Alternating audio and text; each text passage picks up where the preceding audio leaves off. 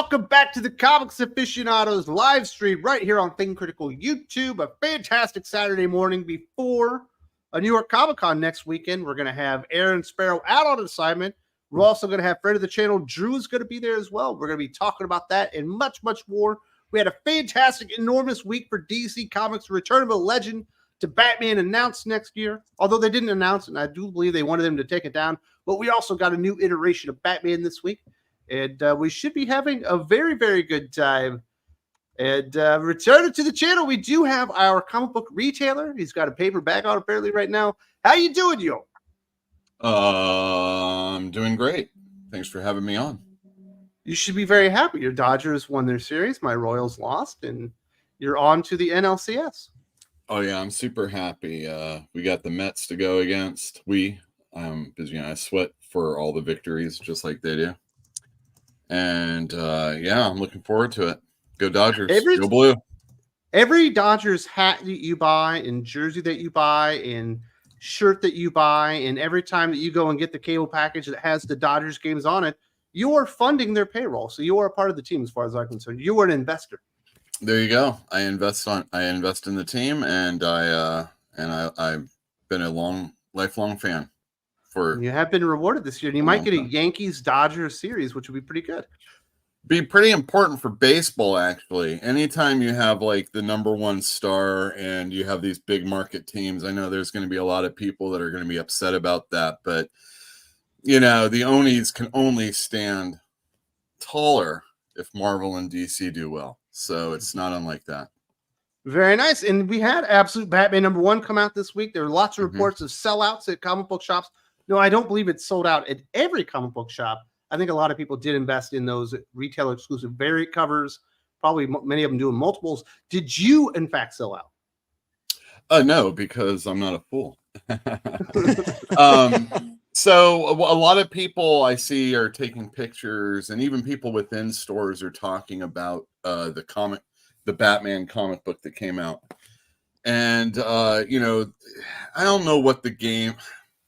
Like, I understand people want to, like, they have a message or a narrative that maybe we're going to get into that a little bit later, but there was a program for you to get multiple copies of these comic books for a very cheap price if you meet the threshold.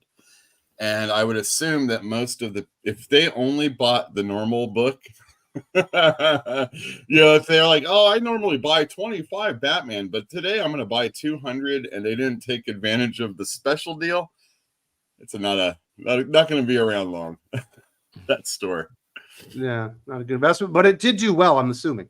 Oh yeah, it's all in, and people for weeks have been asking me about the Batman. When's the cool Batman coming out?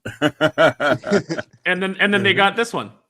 And then they got this one. That's right. Oh. Wait, I said, wait a second, Batman? Who's Batman? What's this Batman you're talking about? Did the Green Lantern book do well as well? You said All In, and you know, obviously that was part of All In. I really enjoyed that one this week. You know, I didn't read that one, but Green Lantern, as much as I push it, just is not the quality seller that I want it to be. It should be. I often say, if everything was great, you'd still have something that didn't sell well. And unfortunately, it seems to be Green Lantern more often than not. They've done a lot of damage with that character, with that series.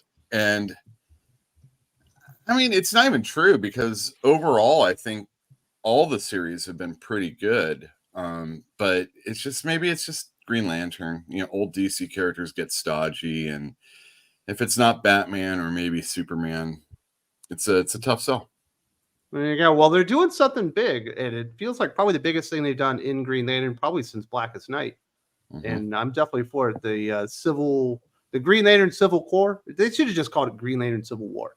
They're trying to be too funny with the alliteration in the words and stuff. But I'm glad that it worked out well for you, and hopefully you were turning out lots of comic books and people are grabbing more than just Absolute Batman this week. Oh yeah, and we'll talk more about it. I don't want to dominate this opening.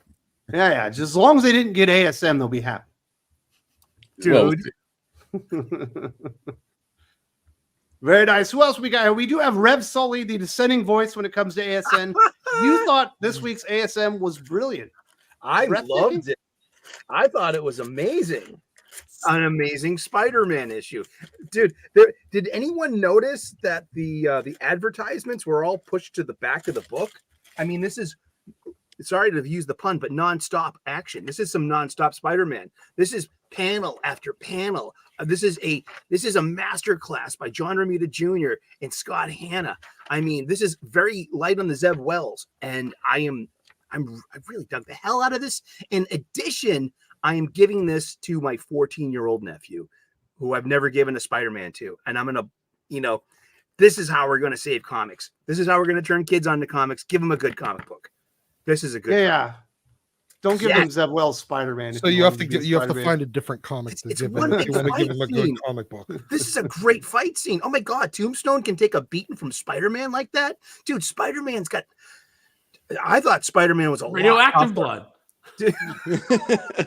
I mean, it's great fight scenes. I mean, there's so much good to this. It's all Romita, and I'm proud to be a John Romita Jr. fan, and this book proves me right. Amen. JR Jr. for Thank the you. win.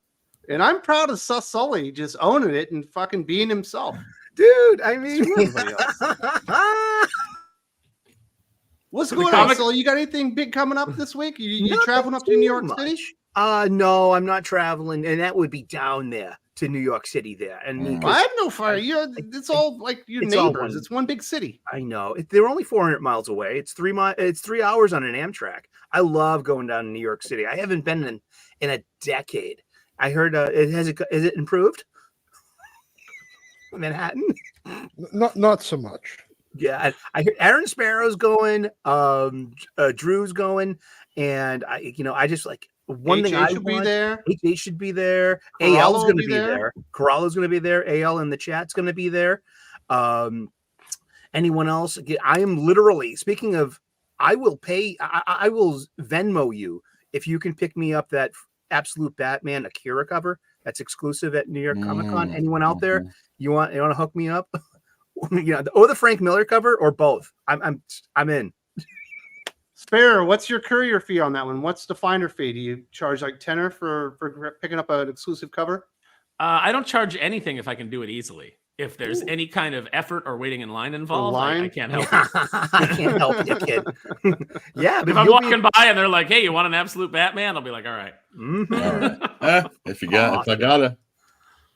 I'm looking forward to pizza pictures from Aaron Sparrow. I've already solicited these. I mean, like New York City pizza. It's amazing. Yeah, like order. I gotta eat pizza. You don't have to. Don't do anything you don't want to do, Mr. Sparrow. Indeed. And we also do have the very first man that ever said yes to Thinking Critical YouTube. Doc, been here since day one. How you doing, Doc? I am good, man. I am good. My brain's slowly starting its boot up process today. It's been I don't know why. I just didn't wake up with my brain functional today. So well, it's probably because I made you read the Ultimates #5, which I feel like is my gift to the world, Sully. I made him read the Ultimates from Dennis Camp. It's the gift that keeps on giving. I love that book. Wow, activism in comics. Whoa, it's up there with those Avengers pop culture references from the early 80s. I know, Yeah. Yeah, this gonna age well. This was God, this comic was fucking terrible. Review will be out on Monday, unless you're a Patreon, then it'll be up first thing tomorrow morning. Absolutely. That's why you need to be on the Patreon, because then you get the early access to, well, my suffering. But yeah, no, I'm doing well this morning. Looking forward to the show. Missed it last week, and back this week. All right, Doc, I'm going to need you to talk a little bit more as I try to fix a problem that's happening right now. All right, I can definitely filibuster for you. I got to be out in Aaron's neck of the woods a couple of weeks ago. Didn't get to hang out, but that was the week I was deathly ill. Yes, exactly. And thankfully, I'm going to be probably out in Chicago sometime in mid-November. But do I know? Are there any friends of the channel out in the Chicagoland area? Absolutely, Jervain fucking Dargan. Baby. Wow. All right. 32 flavors and Nick Weiser. All right. Dude, Then get some I will pizza. have to hit some. You should definitely hit up Jervain. He's great. Yeah, I'll hit up Jervain and Nick. Chicago pizza, it's casserole, dude. It's tomato It is. casserole. Still delicious. Casserole's Yeah, you amazing. go, What you are go you to talking go about? to Gino's East and get yourself a nice pizza casserole. Go to Pequod's Pizza on North Claiborne. That's the best. It's a Blackhawks bar too. Completely like I'm a Bruins fan. I walked in there. I was like, dude, this is a hockey bar. This is great. Yeah. I love me a good Very hockey nice. bar. I've caught up now, Doc. We've got Lade Kramer in the house. New York City Comic Con is coming next weekend. Enter the Dolanverse and meet up for TCM Press plus Neil before Doomface meet Air to prepare for domination. CA rules, Comics Aficionados. I believe that's what it means. And they're talking about you, Drew. You're going to be in the house at booth 3736, and you're unveiling TCM Press for the first time with 3 titles. Damn straight. Yes. Yeah, 3 titles. We got Silent Nights, Depths of Valor, and Unholy Nightmare. It's going to be epic. We got some beautiful covers coming at the show. The pre-sale went nuts. The Silent Nights book sold out in 7 minutes, and the other titles, they sold out in about an hour and a half. So yeah, but judged by that reception, it should be crazy at our booth. I cannot wait to sell out of these, and I can't wait to meet everyone. So how much is it going to cost for your autograph when you're at New York Comic Con? What are you charging? You charging $25 a pop? Well, I'm judging it based off Neil, who I worked before, so it'll be about 50. I think 50 Oh, is good. fair. Michael Golden's charging 30. Yeah. Come on.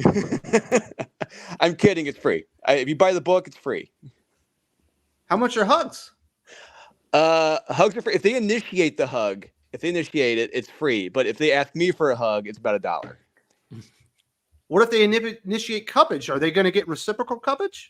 Oh, On the absolutely. Yeah. You got to. There you go. Common So, courtesy.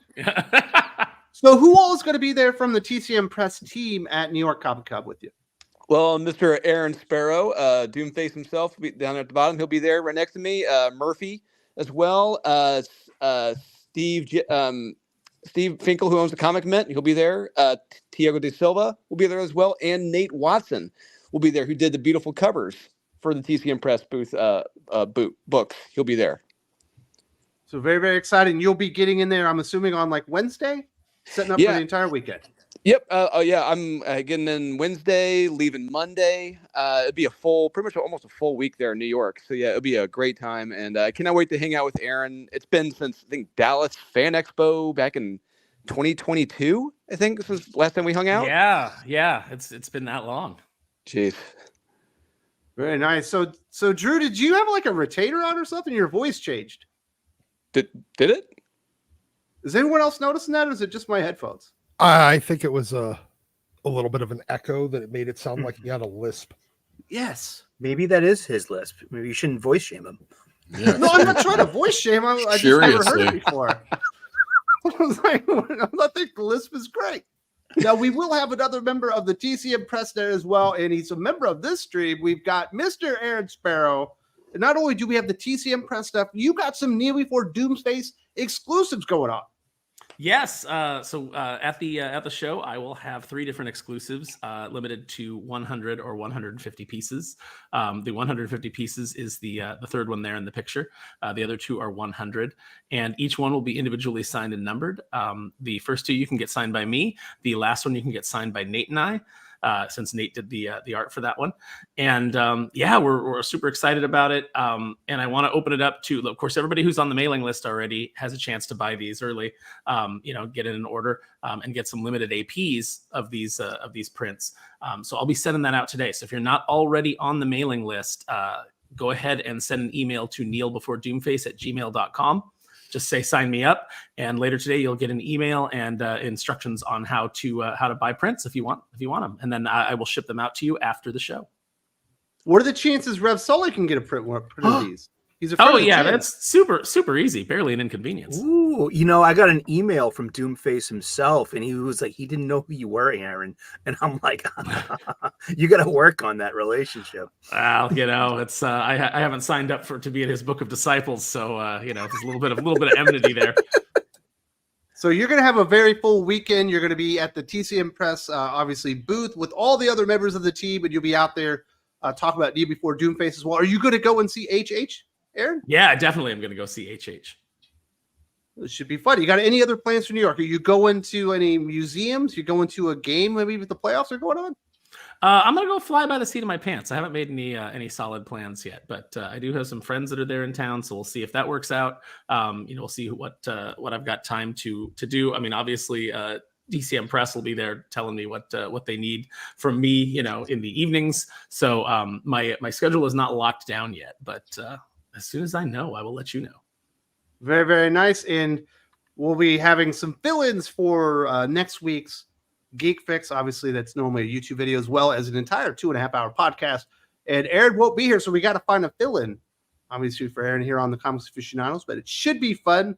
Maybe Uel will have time for us. Maybe he can fill in for Aaron Sparrow. We'll talk about that. Wow, that sounds like a negatory. It feels like he's trying to be real polite to tell me no. No, it sounds like he's getting ready to negotiate it. You see, these hats aren't cheap. Let me tell you. I know Otani's fucking paycheck.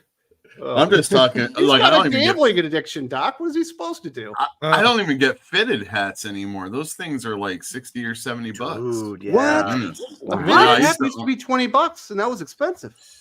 Yeah, it's $50 at the ballpark for a brand new era fitted socks cap. Yeah, That's insane. but it's I know. Huh? With that stupid B on it? What are you talking about? You don't even get 2 letters. Dude, that is the most classic. That is elegance and design. That LA, is you at least get iconic. 2 letters. New York, you get 2 letters. St. Louis, you get 3. Boston, B. There should be a Wicked D- B. on that sumbitch. Didn't even make the playoffs. It happens. We Losers. Indeed. Oh, you sound like a Yankees fan now. I'm a Royals fan. We are constantly not doing very well when it comes to the sports balls and all that stuff. We do need to say thank you very much. We have a new returning Patreon. Really appreciate it. A shout out to Jonathan Spain, aka the Sidewalk Savior himself, the protector of Alleyside. I hope you are enjoying the Doc is Right tier, the premier tier on Think Critical Patreon. If you haven't joined us there, if you want to check it out, there's a link in the video description, and you'll get awesome podcasts featuring Aaron Sparrow, Doc, Jim, 32 Flavors of Nick Weiser, and you'll get more West than you could ever imagine. Absolutely out there. Really appreciate that. We got anything else? Oh, yeah, we do have some peoples that have chimed in. Callum Lyle says, Star Wars, clone troopers can be trans now. So I guess Iger and Kathleen Kennedy are pro-groomers since that's who they hired to write this crap. That was very strange, Sparrow, because the clone troopers obviously work for the Emperor, who is a notorious xenophobe, and he hated women, but now he's going to have trans clone troopers. It feels a little out of place. I mean, the clone troopers become stormtroopers, which are basically, not evoking Nazi stormtroopers. So I guess we're saying that anybody can be a member of the SS, right? Like that's what we're saying. It's so strange. It's so strange to me how they're like, hey, let's make the analogy for the Nazis in the Star Wars universe. Let's make them diverse and accepting. Yeah. It was Any weird. Mr. Show fans out there? And by the way, does anybody want to see Tamora Morrison in drag? Like, does anybody want to see a female, presenting Tamora Morrison? I don't think anybody thing you does. mentioned that because he's headlining the next production of Tu Wong Fu, Love Julie Newmar.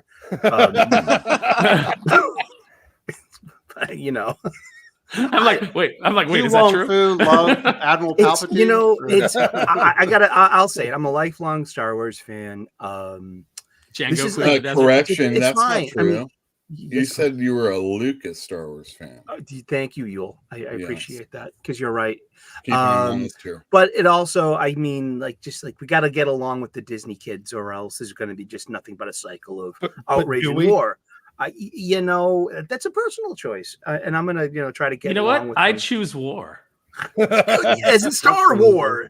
Yeah, That's right. I don't know, but it's Do you want to support the Empire? Or do you want to support the Rebellion? I like the Sith. Or do you want to be honest. neutral? I say you tell the support the difference. Rebellion, the heroes. Hey, who's my hero? Oh goodness! This is just more ham-fisted modern day grievances Yes, crammed into a but- place that it doesn't belong. It's just a cycle. I finally broke down and I watched the second season of Kevin Smith's He-Man the other night, Revolution. It's got some beautiful animation. There's some really good story elements there. There's some terrible writing by Kevin Smith and Tim Sheridan, but actually Kevin Smith is worse. Just some of the puns and things like that he tries to ham fist in there are really awful. But there's some good fighting. There's some good things like that. But then you get to the end, and it's this whole thing where He-Man is like dissolving the monarchy, and he's gonna, basically create a democracy on Eternia and share the power. He starts talking about how a monarchy doesn't allow the people to have their agency, and there's just all these like modern buzzwords.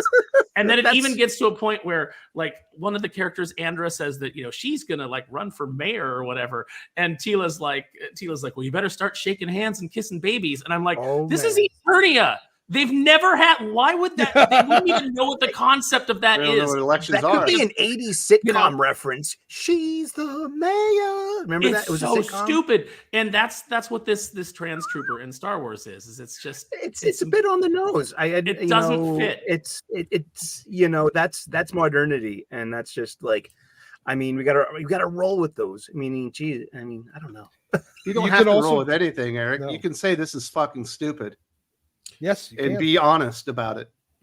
It's a bit on the nose. Especially with the colors on the armor. Yeah, absolutely. Adjusting your armor so you're no longer in uniform with the other fucking clone trooper is absolutely an individual. That's so funny because now you have this this cross pollination of different intersectional messaging. You know what I mean? It's like, is Star Wars the appropriate place for that? That's the struggle of Star Wars. That's Disney Star Wars versus Lucas Star Wars. One relies on modernity, the other relies upon mythology and the classic heroes. I'm hearing about this all for the very first time. Just to let really, you know. Yeah. So it's like a clone trooper book, like a resource book, and so it's these one-page bios, and so there's just like now we have like this art of a Jango Fett clone who identifies as the other gender, and she's done something grow her hair out and put it like we have the trans pride flag colors on their specific clone armor, and that's just like this is a little it's a bit on the nose. I'm absolutely certain that the rigid structure will totally allow for individual expressionism in your battle armor. Absolutely. We already made that point. Come on. Callum says Superman, Top King, depression, lowest mommy wife, hates his life. His kids would have self-delete. This guy is so boring. So I guess that was the Tom King Superman pitch that he did with Liam Sharp, where he wanted to turn Superman into himself, basically Apocalypse Now. It sounded like Callum was trying to write a rap there. It was. Mommy life hates his wife. Backseat lover, always undercover. Talk to my daddy, say. But that's a weird take on Superman to turn him into the Marlon Brando character in Apocalypse Now. See, as a grown up, I like Superman. I gravitate to Superman because he doesn't have neuroses. He doesn't have issues. Or he's not in therapy. That's the appeal of Superman. He's kind of typical. I like that in him. Yeah. Saliaki Bay. Did you guys end up reading Radiant Black? Never been. No, I mean I read the first 3 issues or so. I read the first 10, and it was Kyle trying to be too much like Power Rangers. That's all he was doing. He was bringing his Power Ranger stuff to a new series, and it was okay. Just if you want Power Rangers, read Power Rangers. Unless it's written by Melissa Flores, and then don't read Power Rangers. True. Yeah. There you go. So you thought it was fine. Yeah, it's fine. And then Lade says, don't forget, still got Exceptional X-Men #2 as well. Oh, I read Exceptional X-Men #2, but there's only so much death and destruction I can put on Doc's soul. You know what I mean? Exceptional X-Men #1 seemed like a big enough punishment. I had to take Exceptional X-Men #2 on myself. Mm-hmm. It gave Doc Ultimates #5. Believe it or not, Doc, Exceptional X-Men #2 was worse. Sophie's choice. Oh. Just kill me. Just I shoot me in didn't the kill you. head. I took the bullet for you because I didn't want you to have to experience that terrible movie or that terrible book. Galb says, I'm sick and I hate superhero movies. Friday Night Tights talked about Falcon January 6th, and it's already DOA. And who cares about the big two comic movies anyway? You got a point. Yeah. I mean, this is what I'm kind of taking heat for in some of the comments where they're like, does Aaron like anything? Or, we'll find Wes should try to find something that Aaron actually likes. And it's like, I like plenty of things. It's just, modern pop culture, like most of what they're giving us, I don't care for. Exactly. So, the Marvel superhero movies, I mean, I get it. And the reason that we were joking around and I was saying, like, if this makes me a birthday party clown, so be it. Because I think unlike the guys that Richard is tagged with that moniker, I actually do want it all to die. I want Hollywood to burn to the ground. I want all the studios to go belly up, and I want something new to rise from the ashes, because the system is so corrupt and so awful, and it's filled with predators and pedophiles, and just I want the entire system to burn so that we can get something new to come in, and we can maybe get back to quality entertainment.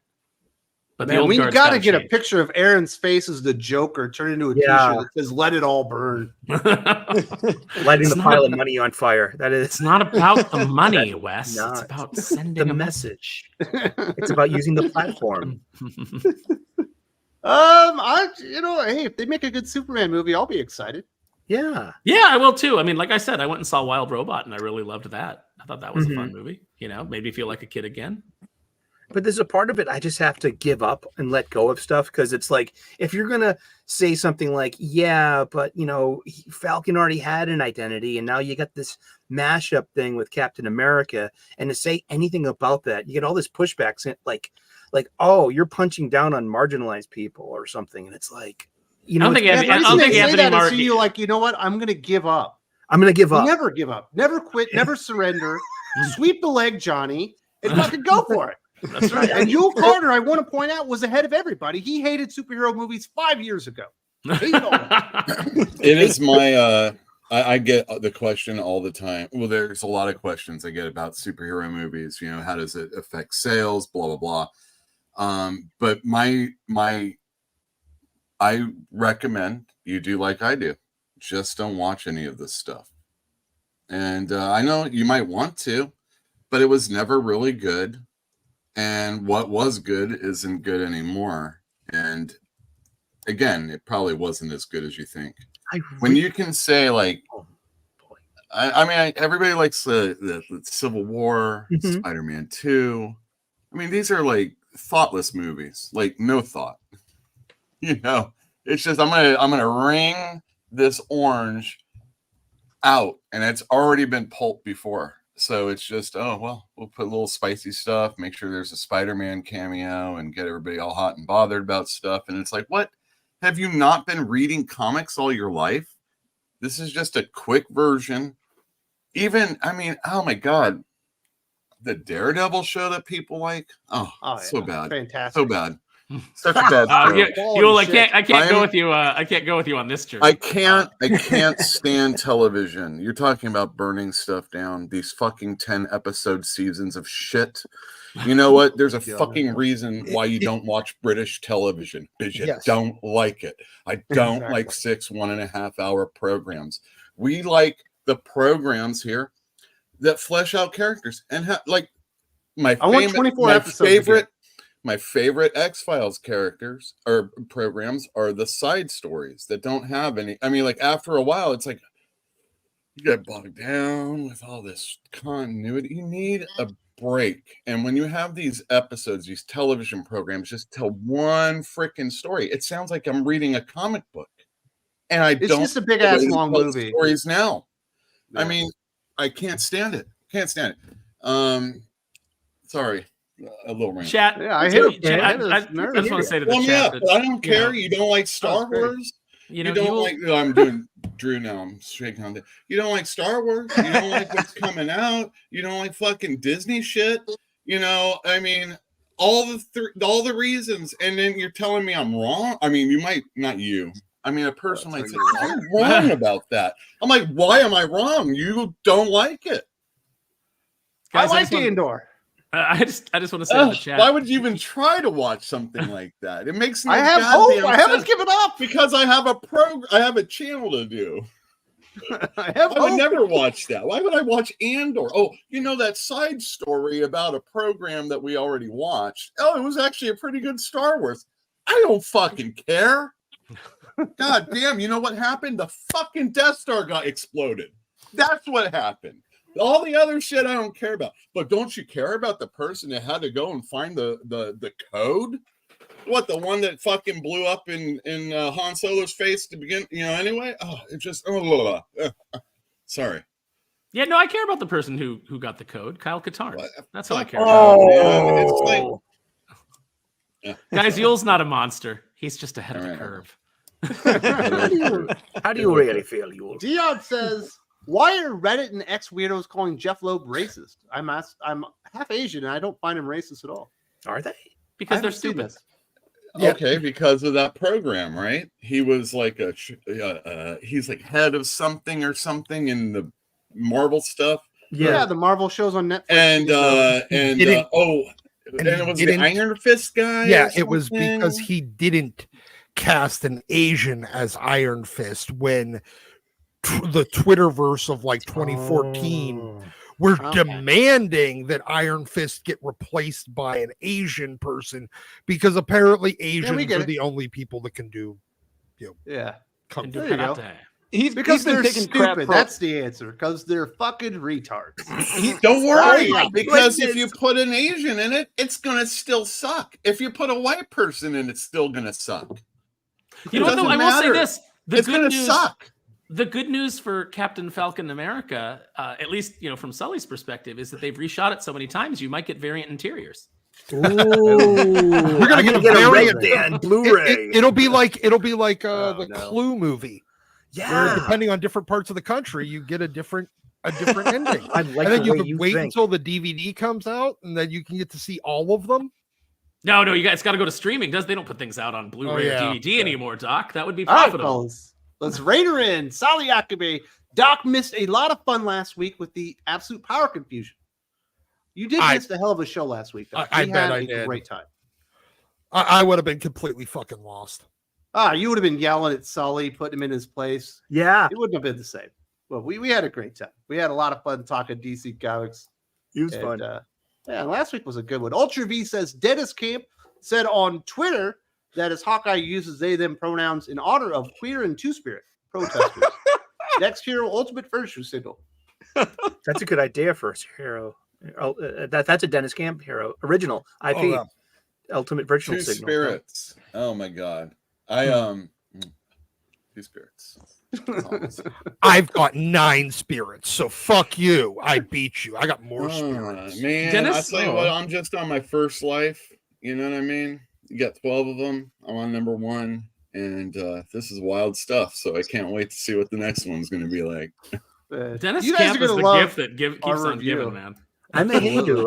I believe in samsara. You have to get over the cycle of rebirth, and you know what I mean. I believe in the hero mometer that lets you know just how hot your hero rating is. And you don't want it to be below 0 because then you're into the villain mometer. Yeah, you get into the villain index.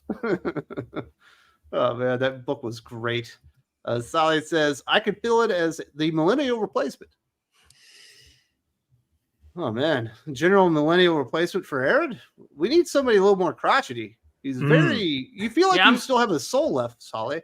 I mean, there for a minute there, I did think that Uel was Aaron. Yeah, I can't be on the With same his episode. red. I can't be on the same episode as Sally, because you're gonna get confused every time we say. Sally and Sully. And then we'll have Eric Green on too, and then I can't go anywhere because, We'll see what happens. Calb says, I like Tila's snake outfit, and on that token character, she gave vaccines to the crowd, so it's her fault. Passive aggressive racism. Kevin Feige does the same. I'm going to say this is a He-Man thing that I have no idea about, Aaron. Yeah, I mean, Tila's snake outfit is cool, and the figure of it is really nice. And like I said, Man-at-Arms and the Man of War armor, that's really cool. There's a lot of really cool stuff. You get Skeletor versus Skeletech Skeletor versus Hordak. That's pretty great. you get Keith David as the voice of Hordak. There's good stuff there, but it's so hard to overcome the cringe moments that from Kevin Smith and Tim Sheridan. It's really rough through some of it. So I would say it's much better than the first season, but still it's got those moments where you go, ooh.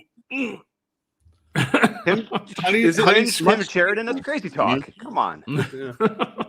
Is it much better than the original 80s cartoon? That's the big question. That's the bar you have to exceed. Mm-hmm. Well, I mean, you go back and you those are so campy and so of their time that it's hard to beat that. But yeah, no, I say, like, if you really want some good He-Man stuff, go back and watch the 2000 Mike Young Productions version that aired on Cartoon Network. You want to get figures? They're nice, right? Oh, they're really good. Really good designs by the Four Horsemen. It's a shame they never completed the line. Or it's good because then I have to have a lot of that crap I don't want. I gotta have everything, Uel. I know. I'm sure you do. I'm okay with just a few of them. Yeah. If you want to get fleeced out of a too expensive baseball cap with only one letter on it, they charge you like it's got two letters. It's worth every dollar, every step. They're saying it's all $60. The most classic logo. I got this 5 years ago, so it was like $45 at the park. Ridiculous, most classic logo. Get out of here! It's worth every nickel that poor Chinese child. Yeah, I remember. It. Classic logo when you guys couldn't win shit. You know what I mean? It was always, that's when it was a classic logo. You went and won. Exactly. Look what happened to the White Sox. The Red Sox are not the lovable losers anymore. They're the pretentious douchebags of baseball.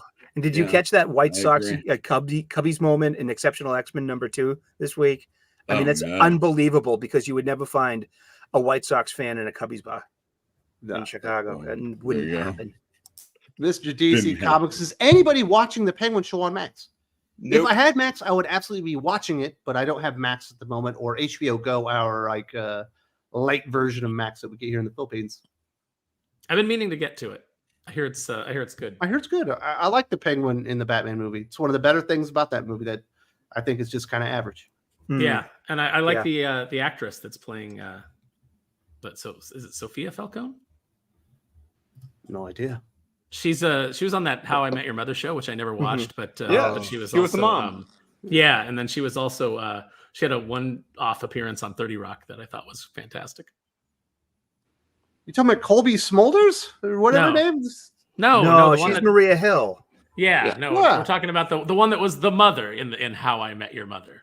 That was the most disappointing ending to any story I've ever been experienced to. You didn't make it all the way through Lost or Game of Thrones, did you? I loved Lost. Don't you go there. Lost's finale was I hated myself for a year for finishing that thing. I was like, why did I keep going? I knew it was bad 3 years ago. I'll bet you we could find a tweet from Rob Liefeld saying how great the finale of Lost was. Dude, I love Lost. Federico de la Casa, that's exactly what we want in our sci-fi, our mediocre reality reflected. I imagine Americans couldn't live with royalty and Eternia. At least Smith couldn't.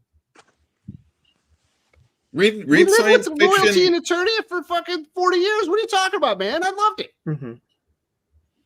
That seems like a direct attack on America. Oh my goodness! Democracy We're trying to take down Kevin Smith now. Democracy can't work on. Democracy can't work on Eternia. Yeah. You know what? I was looking for some good sci-fi shows recently, Solia. You know, I'm a sci-fi guy. I got through Star Trek Enterprise, which you said had a wonderful quote unquote Star Trek ending to it, and I totally disagree on that one. Okay, it seemed like a fucking. That's shocking. It was filleting the next generation. I was like, why are these characters there? Dovetailed perfectly into that episode. I mean, the last episode of Next Generation.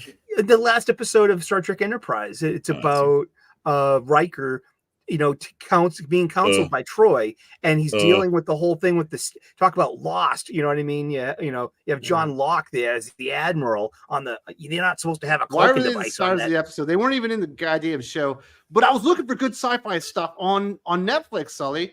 And there was a Katie Sackhoff show called Other Life.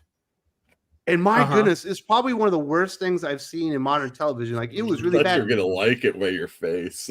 But then I watched a show called Travelers, and that one is exceptional. It's one of the best sci-fi things I've started watching in quite a few years. One of the most original concepts. I loved it. The one that I have on deck is For All Mankind. One of my best friends has like suggested this, and he's like, "You can have my Apple, password. You got to watch this show. You have to watch this show." And I'm like, "I'll give it a chance." You have to watch Travelers, and you don't even need to steal anyone's password, which is illegal, by the way. Ugh. My goodness, were you like fucking pirate? My goodness. Super Cam 813 met Jim Lee last weekend at a Big Rock City Con. A lot of people brought X-Men books to sign. No wonder why Warner Brothers is paying him to do nothing as present, so he won't jump back to Marvel. Yeah, They tried. Jumping back to Batman. They tried to get him back at Marvel. He was one of the people they tried to hand X-Men to, that and he leveraged it to get a better deal at DC. So Very smart stuff, but it's very cool. I hope you enjoyed the time. And Jim Lee is an awesome legend when it comes to art, and he's returning to Batman, and that's got me very, very excited. We're certainly going to talk about that very soon. But it does seem like, I guess, from all accounts, that he gets more X-Men books than Batman books to sign these days. Not surprised. What do you think, Sully? I'm sorry, not Sully. What do you think, Uel? Is he ever going to be the Batman guy, or is he just always going to be the X-Men guy? No, I've heard I've had conversations. I think I've heard on the show people mention how Jim Lee, has he ever really created anything? I mean, Wildstorm. Give me a break. What's the revolutionary thing that he? Oh, when I think of my favorite comic book characters, superheroes, right? Thinking of Spider-Man, and maybe Hulk, and maybe Batman. Not me, but Batman or Superman, Wonder Woman. How long after Cerebus and Elemental, some Warlord of Mars or something like that, do you get to a Wildstorm character? Well, I think I love one the big character big was probably hits Omega on Red. that character. Was Omega Red Chris Claremont, or was that his? That was Jim. Jim Lee. But Omega Red, yeah, I guess. what is Omega Red besides a good visual, though? Yeah, He created Hush. What are you that's guys talking important about? for an artist, Hush, he co-created Hush, and Hush is Timothy just Elliott. What a Hush dude is in just a dude with bandages, bandages, who he and a was trench coat. introduced in the first Whoop-de-doo. issue. It's such a hack story. Oh my god, we're gonna talk about Jeff Loeb soon, right? Yeah, we're That gonna racist talk about SOB. I'm shocked Doc kept his mouth shut on that one, because the Wildstorm universe is his favorite universe outside of like Look, X-Men. he's probably In fairness, Wildstorm. There's great Wildstorm, and some of my favorite comic books of all time are Wildstorm, but Jim Lee has nothing to do with them. I will agree with you almost completely there. Yes, I mean, Travis Charest as an artist is better than anything Jim Lee's ever done. I agree with that. I'm okay. Let's just that Alan Moore is a better storyteller, and although his space version stuff, I love the homeworld stuff. The Joe Casey and Dustin Nguyen, and freaking the awesome stuff with Mr. Majestic, which I know you love, and stuff like that. But nobody's going, oh man, Mr. Majestic's my jam. James say that Robinson, Alan Moore, Warren Ellis, Joe Casey. When Gen 13 was written by Adam Warren, Yeah. it was good. I thought you were going Gail Simone on that one, Uel. No, I'll never say that. I really did. Well, No, maybe Gail I will. Simone wrote redeeming- Gen 13. Yes, the Yeah, only thing after. redeeming about that was the talent Caldwell art. But no, like, look, Jim did a wonderful job of identifying art talent. It was when he kind of got out of the day-to-day operations of Wildstorm and brought in people that were competent comic people that they were able to identify all these great writers, find these great writers, great artists. I mean, Jim found the artists, all the editors found the writers that really made the Wildstorm universe fucking amazing. By that point, Jim wasn't really involved. There we go. Backlash might be in my top 20 of comic book characters.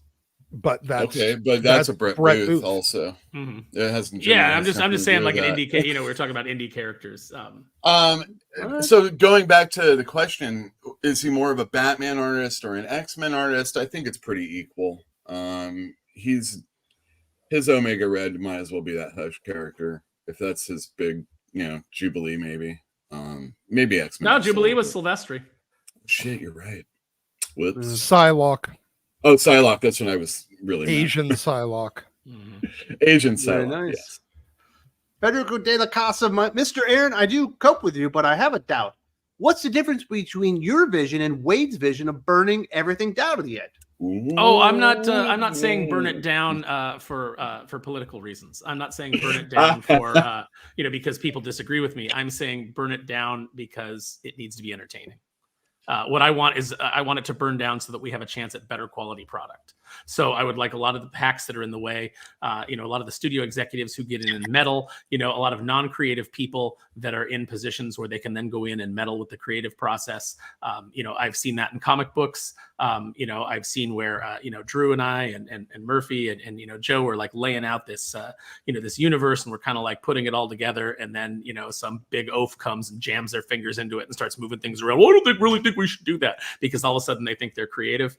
I see that ruin creativity all the time.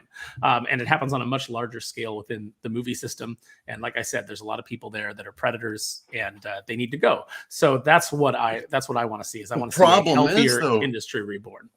Isn't the problem though, Aaron? And we can even look at comics. When we like stuff, a lot of shady shit was going on. I mean, we're getting the fallout now, and we're finding out about all the old timers that have been really, not so great.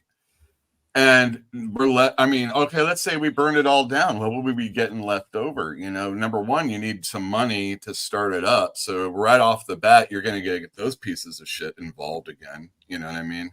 Mm-hmm. And, just a different one, and then all artists suck. Sorry. What's in your skill? What you guys, you and Drew? Mm-hmm. What skeletons are in our closets? Yeah, let's talk about your youth. Obviously nobody wants that shit to come out, right? No, I saw Drew with his face shaved one time, and he looked like he was about 12 years old. It was embarrassing. Well, Drew has youth on his side. He hasn't maybe screwed up as much as some of us older people. He's like 40 years old. Don't sell him I'm short. 40. Yeah, I'm 40. I spent my time in the Air Force. Damn. They weren't all perfect. Years, I spent dreading that phone call from a lady overseas. Hey, by the way, you have a son or something. It fortunately never happened. But man. Also, Drew murdered that fat barkeep. He had it coming. Apparently, Drew was just slaying hood rats just all over Europe or something. Slay hose. Drew was the inspiration for the comedian. I don't know if that's a good thing or not. No, you know what? I don't like my life is so like bland. Like the worst thing that you could probably get out of my life, like the worst scandal I'd ever have would be like, yeah, he had some shitty relationships that didn't go well. Mm-hmm. And it's like that would be about it. Those are always good ones to find out about, right? You can spin a lot of that stuff. Sally Akibe, I feel Doc and Aaron would enjoy the supermassive verse. You get more joy out of Rogue Sun, No One, and Dead Lucky than you would get out of most DC or Marvel. I was reading Rogue Sun, and then I just sort of dropped off. I should go back and check it out again. They're okay. I mean, Wes and I have read Rogue Sun. It started off strong, but it just kind of meandered. Didn't really feel like it was going anywhere. And No One it felt like it was a novel turned into a comic. It was kind of bland and boring. Dead Lucky, I didn't even want to try, but it's okay. It's not great. It's not terrible. It's okay. Who does Dead Lucky? I have no idea. I didn't even know that was part of it. Let's find out. The problem with superhero comic books that aren't Marvel and DC is that more often than not, they can't interact with Spider-Man or Superman, is what I like to say. No, that's from Melissa Flores, that lady that did the Ghost Rider thing? The Ghost Rider thing, and also did Radiant Pink. So I'll probably stick away from that one. But I've read Rogue Sun and No One. I like them. The art on Rogue Sun is especially good with Abel on art. But once he got into that stupid Sunstone, he just kind of sat there and argued with his dad for 5 issues, which I didn't find completely compelling. Unfortunately, No, you got to keep it moving, man. You got to keep action going. That's one thing that I actually Max read through. Drew's read it, and now Max is reading through the Kneel Before Doomface script. And one of the things that he said was, he goes, I just love that I understand instantly what everybody's motivations are. I love the fact that, like, on every page, he goes, on every page, you've gotten me wanting to see what happens next. That's kind of how you have to construct things. You have to keep them moving. That we used to really get that in, like, the Spider-Man books. You remember when that Spider-Man animated series came out in the 90s, and it felt like a Spider-Man comic because it was just breakneck speed? It's like, even when you had a moment where, like, Peter's showing up and he's bringing cupcakes to Aunt May's bake-off or whatever it is, but then all of a sudden, spider sense, scorpion, and he's off. Like, just like they'd give you each moment, but it was like, man, it was bang, bang, bang, bang, kept you invested. Very nice. Also from Sally, question for everyone: what are some concepts American comics shows can take from manga anime? Well, yes, Sully, would be confused on who's calling us. I think the best concept that they can take from manga anime is actually taking the American comics and faithfully adapting them, in an animated style, to where people watch the show and they're like, wait, there's another season, but that's in another year. I need to go finish reading Frank Miller's Batman run. Or wait, I need to go get into Stern's fucking Captain America run, because this story is so good and it's so faithfully adapted that you can jump right in and you're right in there with the story. And I think the synergy between manga and anime is so amazing that you end up creating anime fans to the manga and manga fans to the anime, because you're basically getting faithful adaptations. You're giving the same exact story, 2 different medium, drawing folks in from either one. It's wonderful synergy, but American media can't let their fucking ego go. Yeah, but he's asking what we can borrow. I think would be one I would do. Yeah.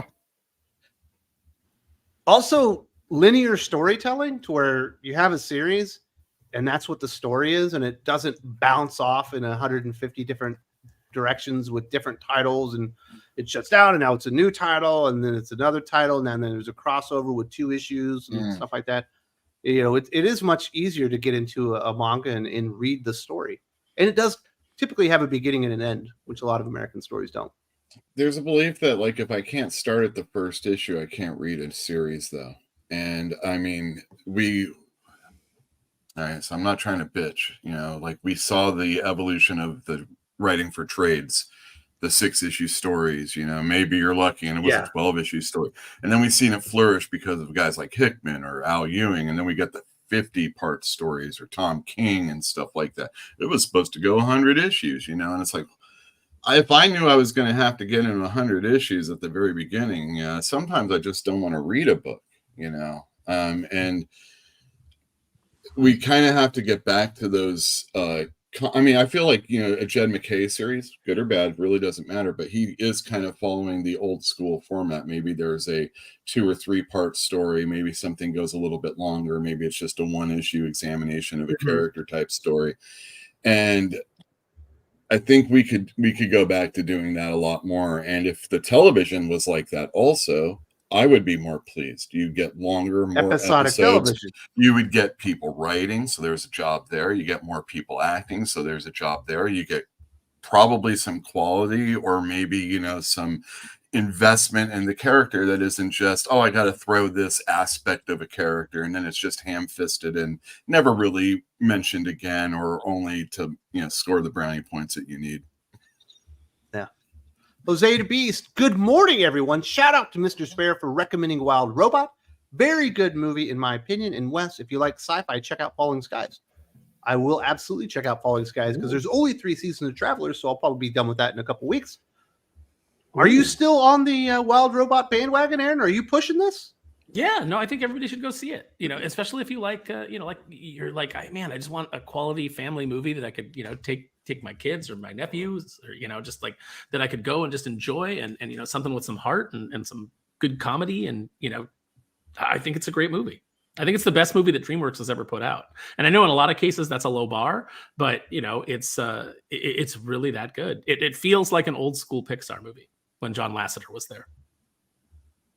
Very nice. Dion says it's funny how Redditors call Wes on the DC Comics, whatever the Reddit thing is, racist, but worship Morrison like a god who used many racist and sexist stereotypes and mocked Bruce for being raped in prison in his Batman Inc. run. Kind of ironic. There's more irony to be had there. Really? I don't live in America. I don't live in Europe. I live in Asia. I don't have any white friends other than these guys. The people Other that than are us. here on the YouTube channel, but my entire families and my entire family and friends all here are not white. And I have guess honorary Your children Your kids are Asian, by the way. Your children are Wait. biracial. Redditors are talking about you. apparently, I have no idea. I've never seen this. Wow, That's cool. Um, Wow. that's wild. Because I don't do Reddit. I don't know anything about it really much. But wow, Minor Yes. celebrity causing a minor stir. That's awesome. you really positioned yourself in the heart of a place that you probably shouldn't be. Then I guess. Wes, as a very enthusiastic racist, let me ask you this question: how does it feel to know that you have children that are basically like Derek Jeter, biracial angels? Well, also that, but even culturally speaking, they're not really American. They're Filipino Mhm. because they go to a Filipino school and all their friends are Filipino. And certainly there are hints of me in there. They know that they're supposed to be Chiefs fans, but they don't even like American football. But wait a second. They can at least field the shortstop position, right? No, I mean, this is definitely not So yet. not Derek Jeter. Not like No, Derek Jeter. unfortunately, but they are biracial angels, absolutely. So yeah, that's a weird thing. I have no idea that that's going on, but more power to them. Don't let reality slap you in the face when you actually realize where I'm doing all this from. Here comes the Calico. HH and the boys. Shout out to Thinking Critical from New York Comic Con, or I guess New York City. My bad.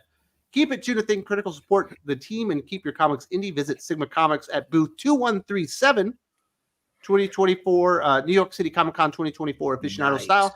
We are going to have a nice representation there. We're going to have Drew. We're going to have Aaron. We're going to have Joe. We're going to have HH and the guys from Sigma Comics, and I imagine some other people. I think AL is going to be there, and Maybe Josh. maybe Josh will be there. That would be absolutely awesome. And definitely swing by booth 3736 and then also 2137 and see if you can get you a copy of Here Comes the Calico. And that's awesome. Obviously, HH is a New Yorker, so he'll be right in his backyard. And I think he looks forward to that. That is his home Comic-Con. So what are the rules, Sully, when you meet HH? He is a dangerous man. He can slap the piss out of you with no effort whatsoever. You have to call him sir? Do you have to salute him? Do you have to stand at attention? Are there any rules when you interact with him for not getting beat up? He's just a regular dude. Just give him a high He's five. super nice. He's gonna He likes high super fives? awesome. And bring some cash and pick up his manga. His manga edition is amazing. Hey, we got Joe Corallo in the house as well, talking about New York Comic Con. So it is going to be a mecca of awesome comic book people there. Hopefully, I'll be there one day. Who knows how these things go? Sally Akabe, which 3 manga anime are your favorites ever or now? Gunbuster is a 6 episode manga or anime. I mean, Gray is like an 8-part manga, and Akira. Those would be them. I would definitely throw out Vampire Hunter H, which is definitely the first anime I ever watched, and I thought it was great. Way better than Akira, which is unfreaking watchable. It's so confusing what's going on there. He becomes an island that's hovering over a city. What is going on in Akira? It's so weird. I did Chainsaw Man, and I would definitely go with Kaiju number 6. I'll go Got with anybody else? the Guyver, Akira, and Bow. Those are my 3. Bow? Bow. Wow. Oh, I know it. Yeah, okay. Gundam. Very nice. Sparrow, what were some of the manga animes that you worked on Picking up at his Tokyo list. Pop? Oh, Tokyo Pop. The ones that it's been quite a while, but the ones that I really enjoyed working on, I liked working on Hyper Police a lot. That was a lot of fun. There was a manhwa that I really enjoyed called Rebirth that was about this vampire Deshwatat. That was really good. I did a book called Dragonhead that was just about like some high school kids that get stuck in a there's an earthquake and they're on the train and it gets trapped underneath this underneath this collapsing tunnel, and it's kind of like their tale of survival in there. One of the kids just goes full like Lord of the Flies.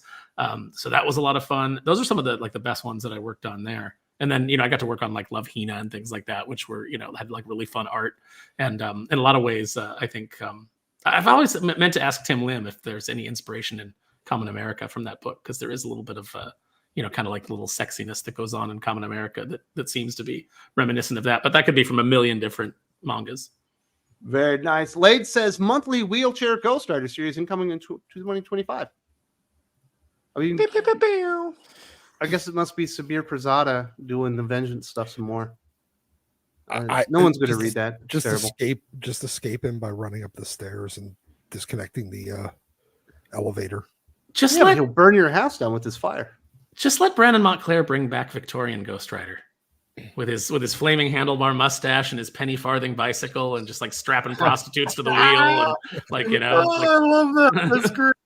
That's finally a Ghost Rider we can all believe in. Federico de la Casa. I do agree about artists now with the new pub company. I hear very bad stories about old artists, their life, and some are very gross, some pathetic. Dude, it's our geniuses out there. They aren't always so great. Let's just say that. Yeah, you can be very smart and be a kind of a gross, dirty person too. It seems to happen more. I mean, if you're an artist and you're not making money and everybody knows you're great, right? You got to have probably an attitude. I don't like being poor. I'm so great. But I'll take it out on somebody, He thinks he's better than everybody lately. Ernest Hemingway had to marry women that were rich to keep going. You know what I mean? That guy was a big deal. I mean, granted, he was like traveling and shit, but to keep that lifestyle, he had to marry rich people. He wasn't making it himself. Very nice. Finally, Diot says, "You guys aren't even racist. You're just reasonable." Well, they've not hard enough. Hey, I am. That's insult. Never mind. Unreasonable, you mean? You're unreasonable. No, I'm racist. Kanye, I keep giving you an out and you take the other way. Oh. No, I agree with Doc, man. White people, especially white women right now. Worst. Sorry about that. Worse. Are you okay? That's true reverse. Yeah, I just had to restart my computer. Blink twice if you've been attacked. Somebody call the police. But I do appreciate the support, Deanna. Don't pay anybody attention. Trust me, I don't pay any of that stuff attention. And it doesn't really bother me because I actually know who I am. So I'm very secure in my place in this world and what I represent. So thank you very much to everyone supporting the channel. Really appreciate that. It's always fun to start off with a bunch of those great questions. But we do need to talk about a big week in DC Comics. The first thing, we've got Jim fucking Lee returning as the ongoing artist of Batman. I don't think it'll go on a long time. Jeff Loeb writing. I assume it's going to be a Hush sequel or something like that. But it feels like this was enormous news. Uel Carter, do you think this is something that can put asses in seats and get people into comic book shops when Jim fucking Lee returns to Batman ongoing? Oof.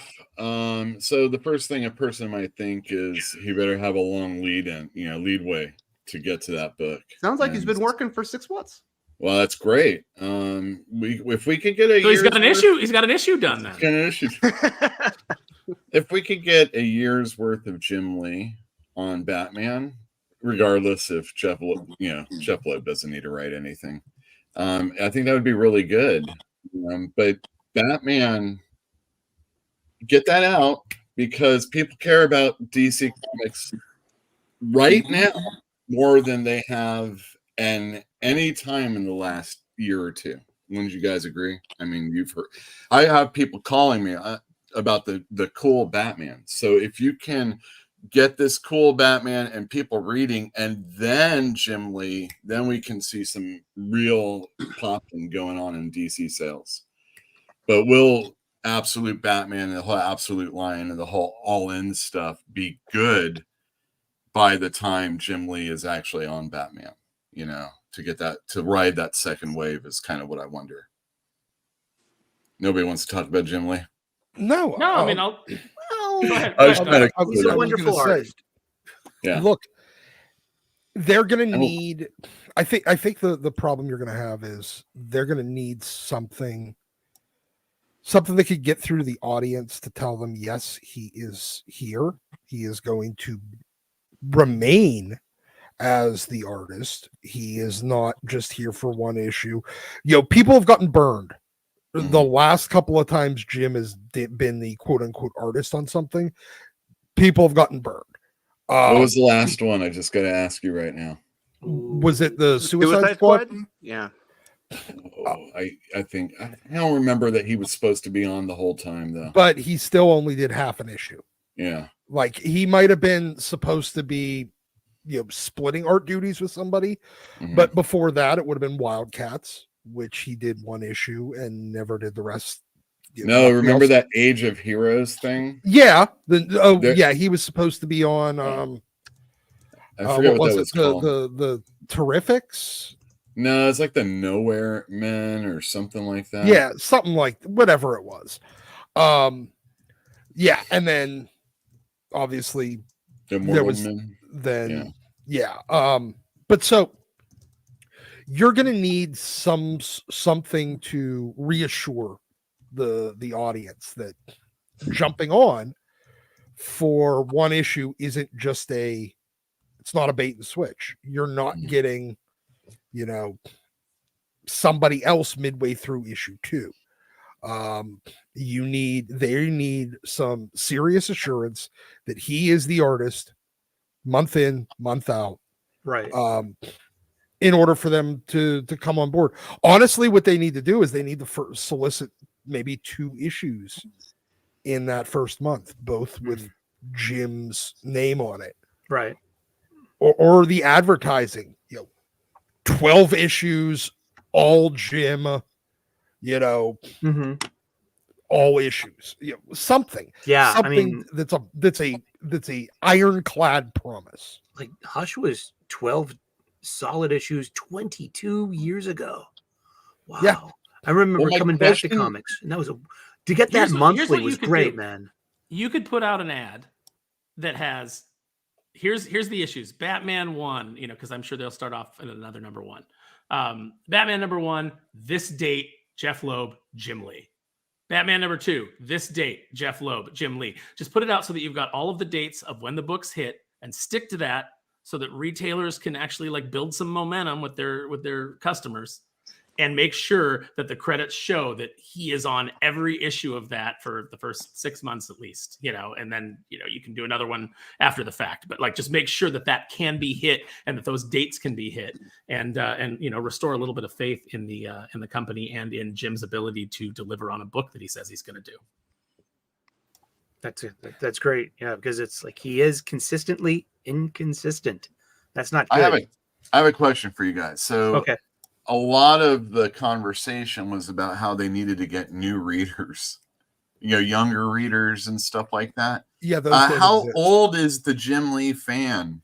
And isn't it just going? I mean, even if we're saying that I started at Jim, all right, so I read comics at 15, let's say, and I started with Hush, and Sully says that was 22 years ago. Yeah, you're 35. You got a 40-year-old.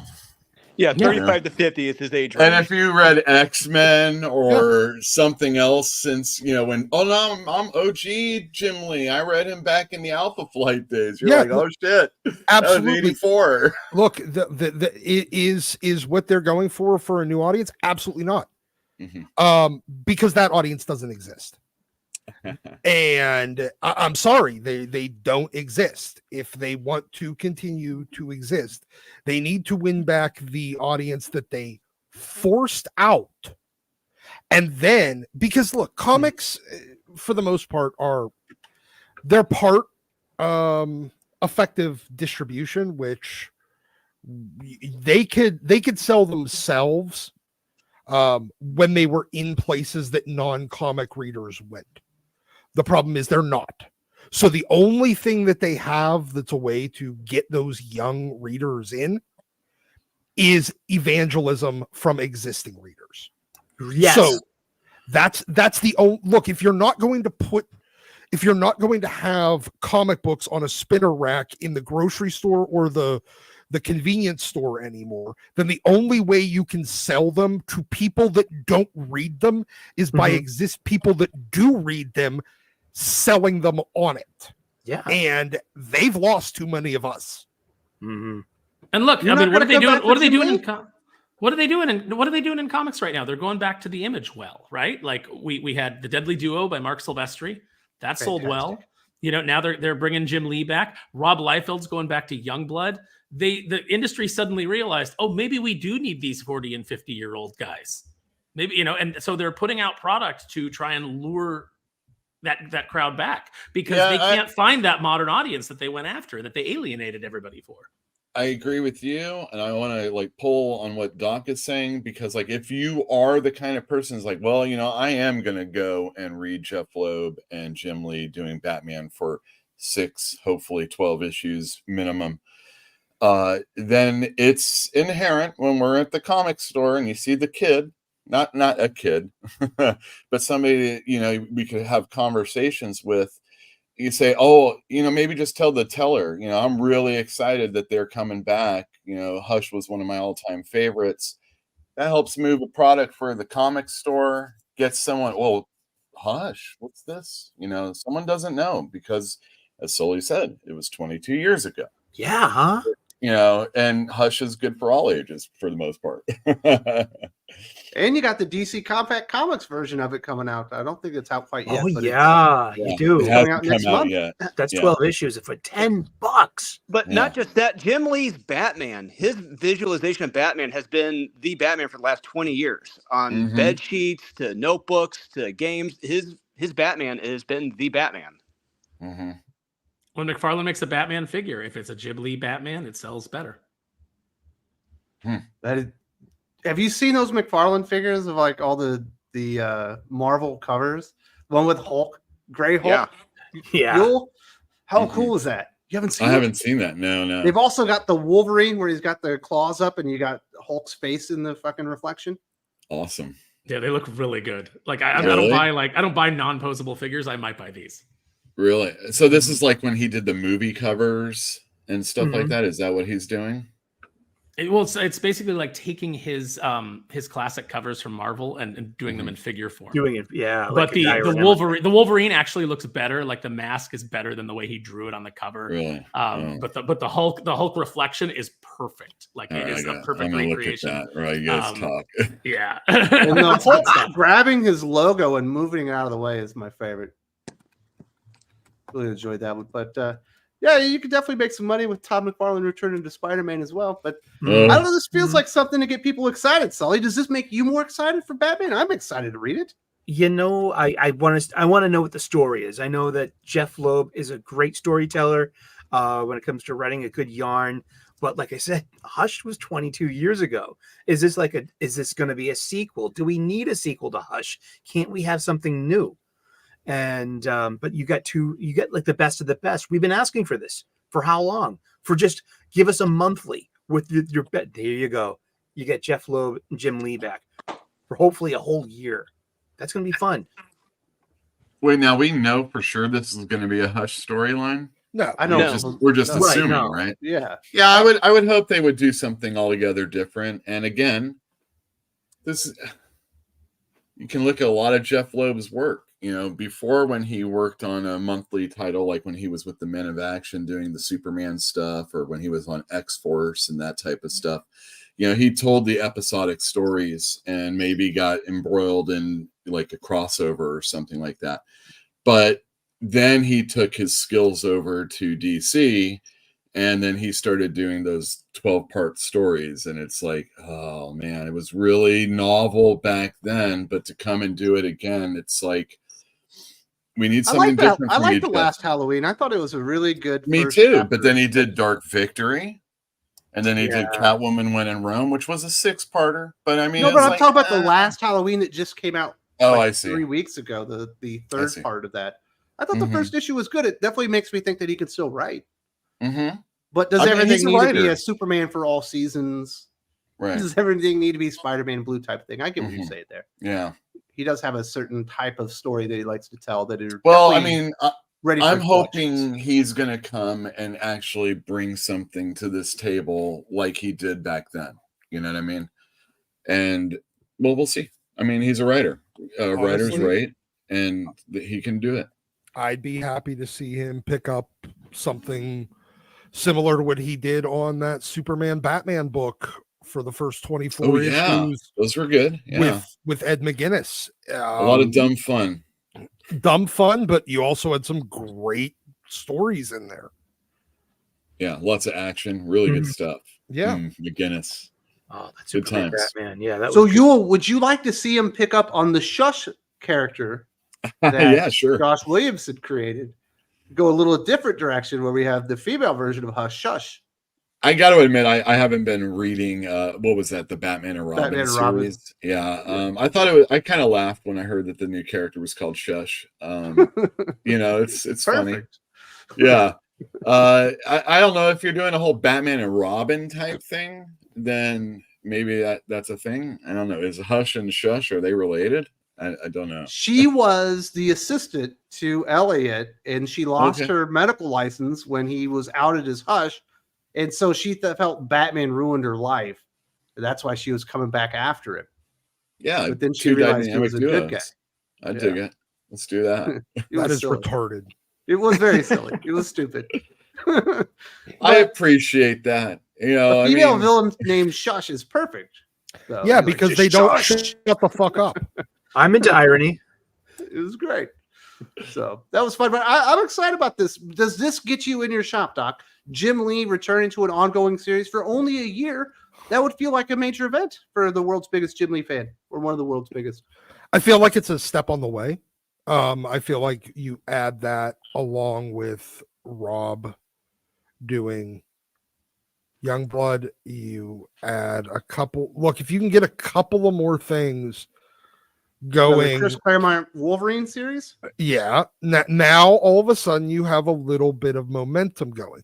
This is the problem with these one great thing and all the other shit. Okay, fine. It doesn't take a lot to figure out what's the great Maybe Absolute thing. Batman's the hottest thing too. You got 2 Batman books to pick up. Batman World's Dumbest Detective. Okay.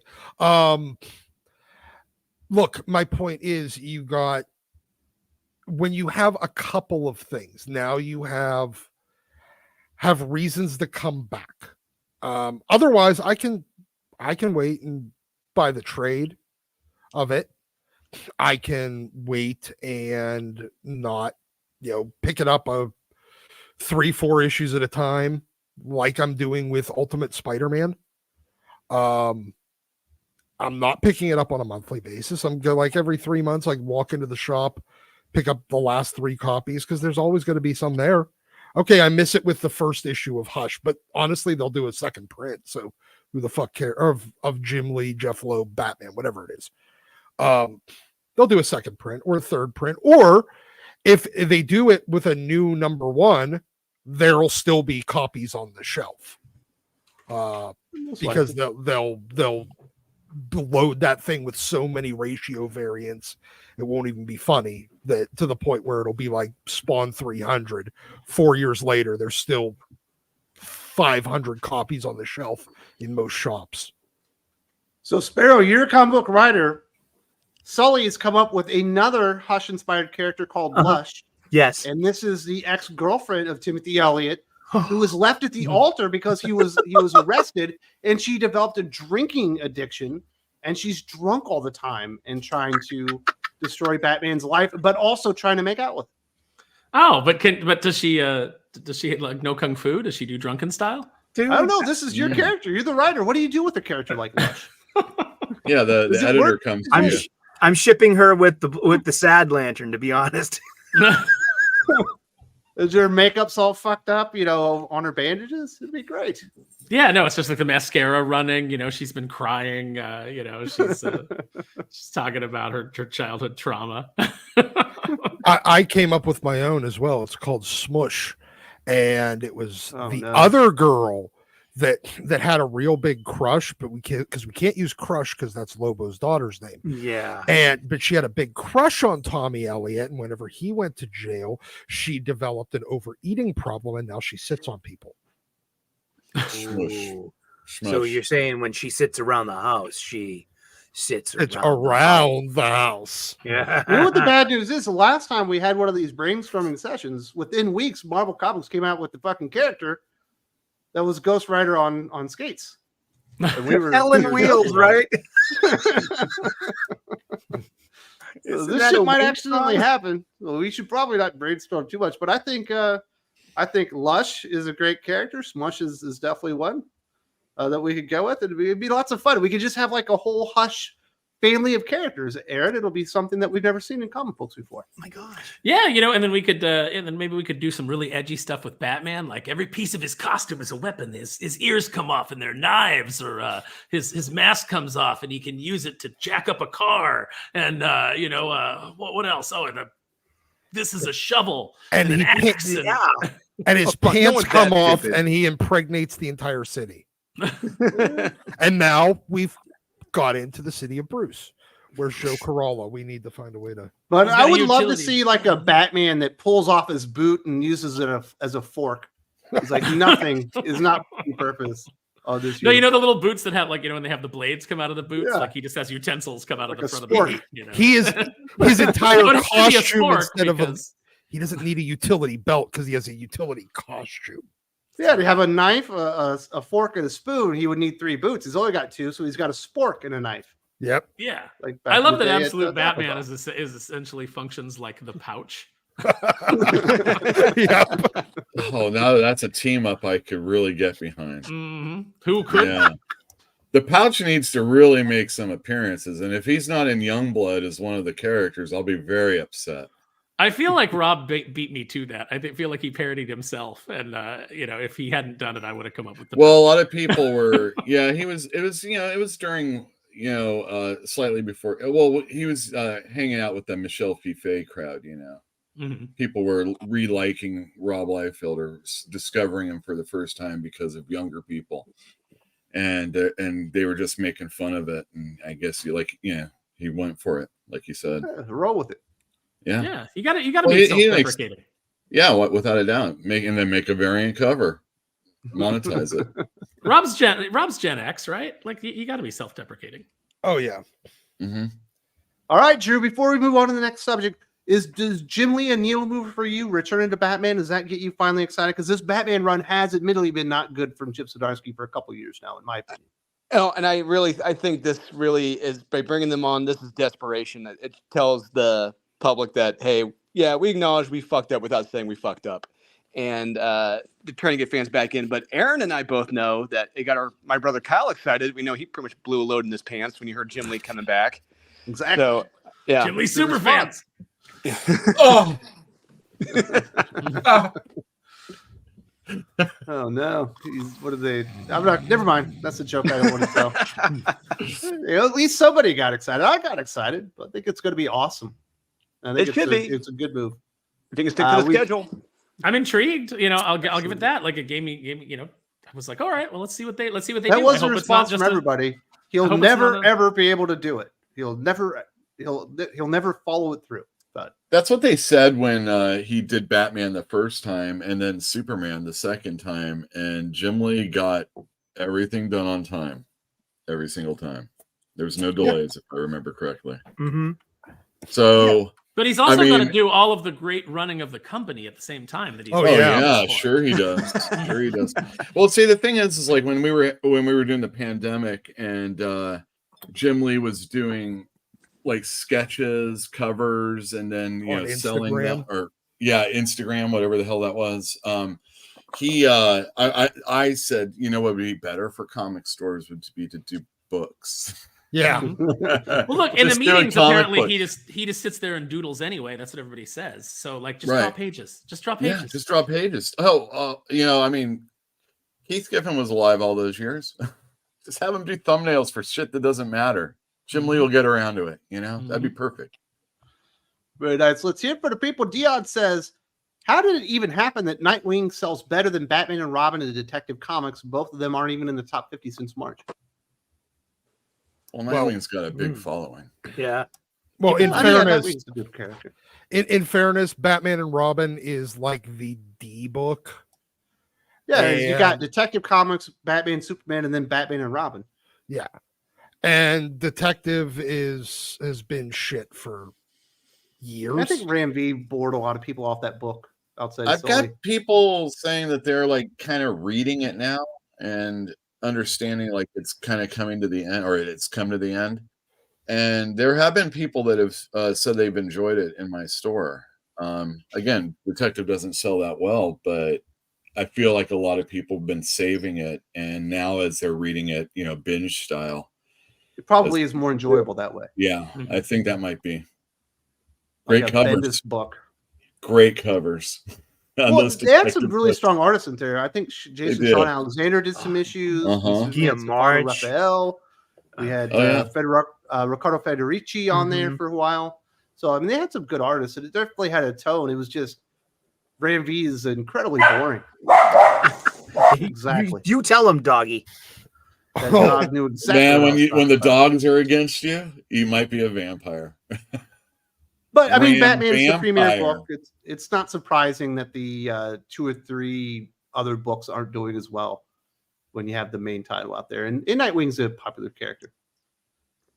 Mr. DC Comics, Jim Lee, Jeff Loeb, Batman Return needs to be electrifying. I want to see great art, great stories, old school 80s, 90s movie action in these books with no delays. Yeah. I mean, I think that's probably what everybody wants. And I think if they do that, not a single issue will go under like 110 as far as orders. I think it'll be the number one ongoing selling book. Yeah. If they're able to do that. It would be just a beastly monthly seller. And it would be a good kind of anchor title for a lot of folks to get them into the store that you can then try to sell them on other things. Yeah, and you hope that the Batman and Robin from PKJ that started this week, and maybe the Nightwing from Dan Waters, which starts, I think, next week or the week after. And they've got a couple of titles that have gotten a refresh that are exciting. And then maybe guys like you'll be like, oh, you like that Batman? There's 3 other books that you should be reading right now at a minimum. And don't forget Green Lantern. That's when you're really slinging it. Absolutely. Ring Don't forget slinging. this the Green Lantern series has been the best thing DC's been doing, but unfortunately he's not great. Flash or Batman or Superman. Right. Well, I mean, I've been enjoying some action comics. I've been enjoying some Superman. Green Lantern's been really solid, and every once in a while I'll pick up a Batman book, and usually it always looks good, But with the Jorge Jimenez art, yeah, but there was that one kind of introspection of the character at the end of one of those stupid stories that Chip Zdarsky was writing, and I thought that was a pretty good issue. I like that. Very nice. Dion also says, how was Ramby even employed at DC? I already learned here in Germany in the 3rd grade to write a conclusion. How can't the fuck would Ramby do that? It's that long form storytelling. I want you to explain this to me, Sully, because you said Detective Comics was awesome. What was the ending? How did he stop the reality engine? He just it just came to a conclusion. You know what I mean? He landed the story. That's it. I mean, how did he stop it? He unplugged it. He asked you to look at him. Kind of look into my eyes. Look into my eyes. 3 times. Yeah. He said, "Hey, stop it." And stop it. Yeah. I mean, I think it was all about what led to that ending. He had to end it somehow. And then by the end, he's in his normal costume. Gotham's back to a typical state. He's on a rooftop with Selena, and all is, back to it's hard to say normal because it's Gotham. But how did it happen? Because that's the conclusion is the final battle there. There was some interesting stuff with Mr. Freeze and certainly with Two-Face. That was probably my favorite aspect of the book itself was the Two-Face stuff. But then the Batman look into my eyes crane as he's got the Clockwork Orange thing going on. You know what I mean? And that's the ending. I mean, it wasn't this dude fucking sucks. That's was why I just- put his ass I on think it's Fraud Watch, son. He fucking needed that shit. I liked it for many reasons, mostly because of the art, and it turned me on to some really awesome new artists, and also Guillaume March did that last issue too, and it was pretty Yes, he darn did. good. I love the art in that last issue. And You like Jason Sean Alexander now? yeah, and Go read his Stefano Philadelphia with Raffaele. Rodney Barnes. Way Oh, better. I take suggestions. Thank you. You should definitely do that. That was really cool. But stop at issue 12 because it continues to go on for no reason. Mhm. But I'm with you, Dion. That sucked. Did you get through all of it, Drew? No, I didn't. I stopped after he, I think, died or whatever. Went into the desert afterlife thing. I'm like, I'm too tired. This is too much for me. Yeah. You saw that it was going nowhere. You were smart and got out while you still could. Yes, I did. Man. I thought it was better than Batman. It's Zdarsky's Batman. If you give it That's a low choice- bar. That's a low bar, Sully. I mean, Batman has been bad. I know. Like, he was better than Catwoman. What do you It was want? better than T.B. Howard's Catwoman, and it should be T.B. Howard's Cat Fox. I think this really goes back to what the Jim Lee announcement. It just shows you how bad the state of Batman has been that they have to bring back Jim Lee. Kalichi Oki says, how long would Jim Lee stay on the book? Doesn't he have the tendency to leave by the 12th issue? He doesn't do deadlines well either. I'm assuming he does maybe 12 issues if we're lucky. If we get 12 issues out of him, I would consider that a great success. But he is still the president of DC Comics. So I do not believe this is a long-term solution to any of this stuff. No, build up the sales over a year and have that last for a decade or so until it slumps down again, and then bring it back in. Yeah, hopefully maybe you got Silvestri coming on to replace him or somebody else with a big name. It's just a shame he has to go to Batman. I mean, I've seen that before. You know, Would you then he rather did see him on Birds of Superman. Prey with Kelly Thompson? Yeah, we could have put him on Flash. You know, maybe like do something good with Flash. Yeah. Jeff Loeb and Jim Lee on Flash? Yeah. Could use it. Or, But- you know, that's kind of, and that's another thing, you know, Jim Lee was known as like a team artist guy. And here we're always talking about him at DC with a solo. What about Justice League? Oh, he did He's that. not Shoot. Justice League. Yeah. Yeah, I don't Put him know. on Teen Titans? He's kind of boring at DC. I gotta say, Jim Lee is. He's always think been a Marvel guy. Yeah, his value is doing either his stuff, which God, I don't know. Jim Lee, I like Jim Lee, but I don't know. I don't think he's a Mount Rushmore kind of guy. That's for sure. He sold more comic books than anybody in the history of the world on his name alone with X-Men #1. On his name alone. X-Men sold more comic books than, I mean, he was definitely a huge part of the success, but He definitely drew that it cover would've that been- they split up 5 times. yeah, if it would have been Alpha Flight, you wouldn't have got those numbers. It's the pairing yeah, of it was a the creative synergy. with a specific, yeah. That was an absolute perfect storm. You had Yeah. a book reaching its absolute zenith after 17 years of growth. You had QVC. you had QVC. You had the you were right in the middle of the speculator bubble, and you had the hottest artist on Earth, and the first new #1 for X-Men in 30 years. You And think X-Force- Igor Cordy does those numbers? No. I'm saying, if Igor Cordy was the ongoing artist at the time and then jumped over to the new launch, honestly, Igor Cordy you wouldn't have had that same build, because it would have been bringing X-Men down. It would have been dragging X-Men down. It wouldn't have been still on its upward track. That's my point. You had to have those kind of creators to continue that upward trajectory that it was. And they had the X-Force and the Spider-Man by McFarlane lead-ins. Yeah. That really got people just like frothing for more and more. Yeah. The only thing that could have done better at that point is if there would have been a Superman #1 or a Batman #1, but DC was over there doing completely different stuff with swapping out their characters.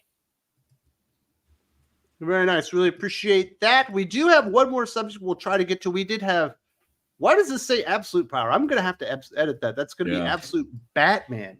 Oh, phew, I thought I was supposed to read something I couldn't find. No, when I saw that on the list, I was like, he must mean Batman. There's no way he's having a gotta be absolute Batman number one. I have to go read Absolute Power again. No way. Now, I personally liked it. I did the non-spoiler review. Definitely highly recommended it to a lot of people out there. The only person that I met that didn't really have an enjoyment of reading the book so far is Aaron Sparrow. What made you a naysayer on this book? Oh, I enjoyed reading it. I think it's hilariously dumb. I think that it's good, fun. I think the dialogue is bad. I think that the ideas are like what an edgelord thinks is cool.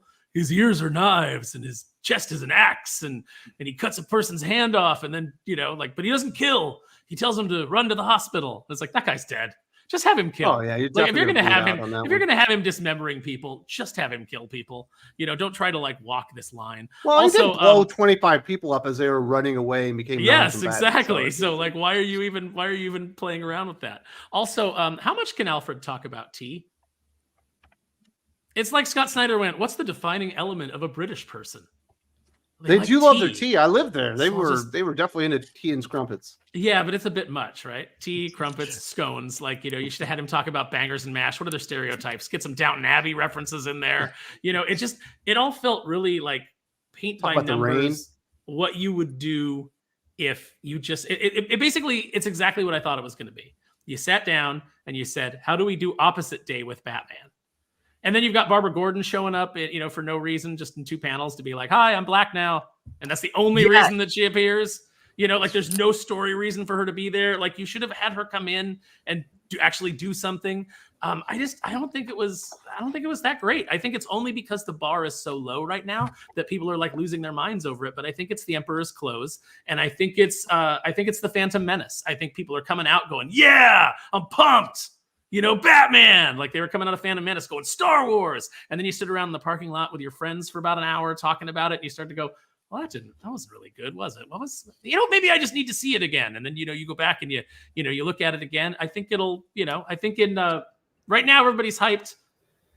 2-3 months, I think all that hype is going to die down. People are going to start going, well, maybe this wasn't as good as I thought it was. It took me 2 weeks to realize what a bad movie Transformers was. Oh, I walked out. I was like, wow, that was amazing. I've never seen anything like it. And like 2 weeks later, I was like, oh fuck me. I just said I liked a bad movie. Not in a good way either. Yeah, I really tried to like The Last Jedi. I gave it a fair chance. I listened to that soundtrack. That's John Williams music. Oh, you could no. Oh, gosh, no. So that's my impression of it. I thought it was funny. I thought it was so silly. It's so stupid that it was a fun read. But I don't think it was exciting. You are the comic retailer. You said it sold well.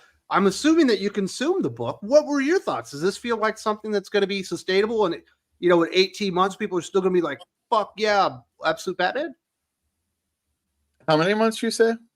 We'll give it a year and a half, 18 months. Oof. Well, I think not unlike AEW people. It was new. Take that, Breen.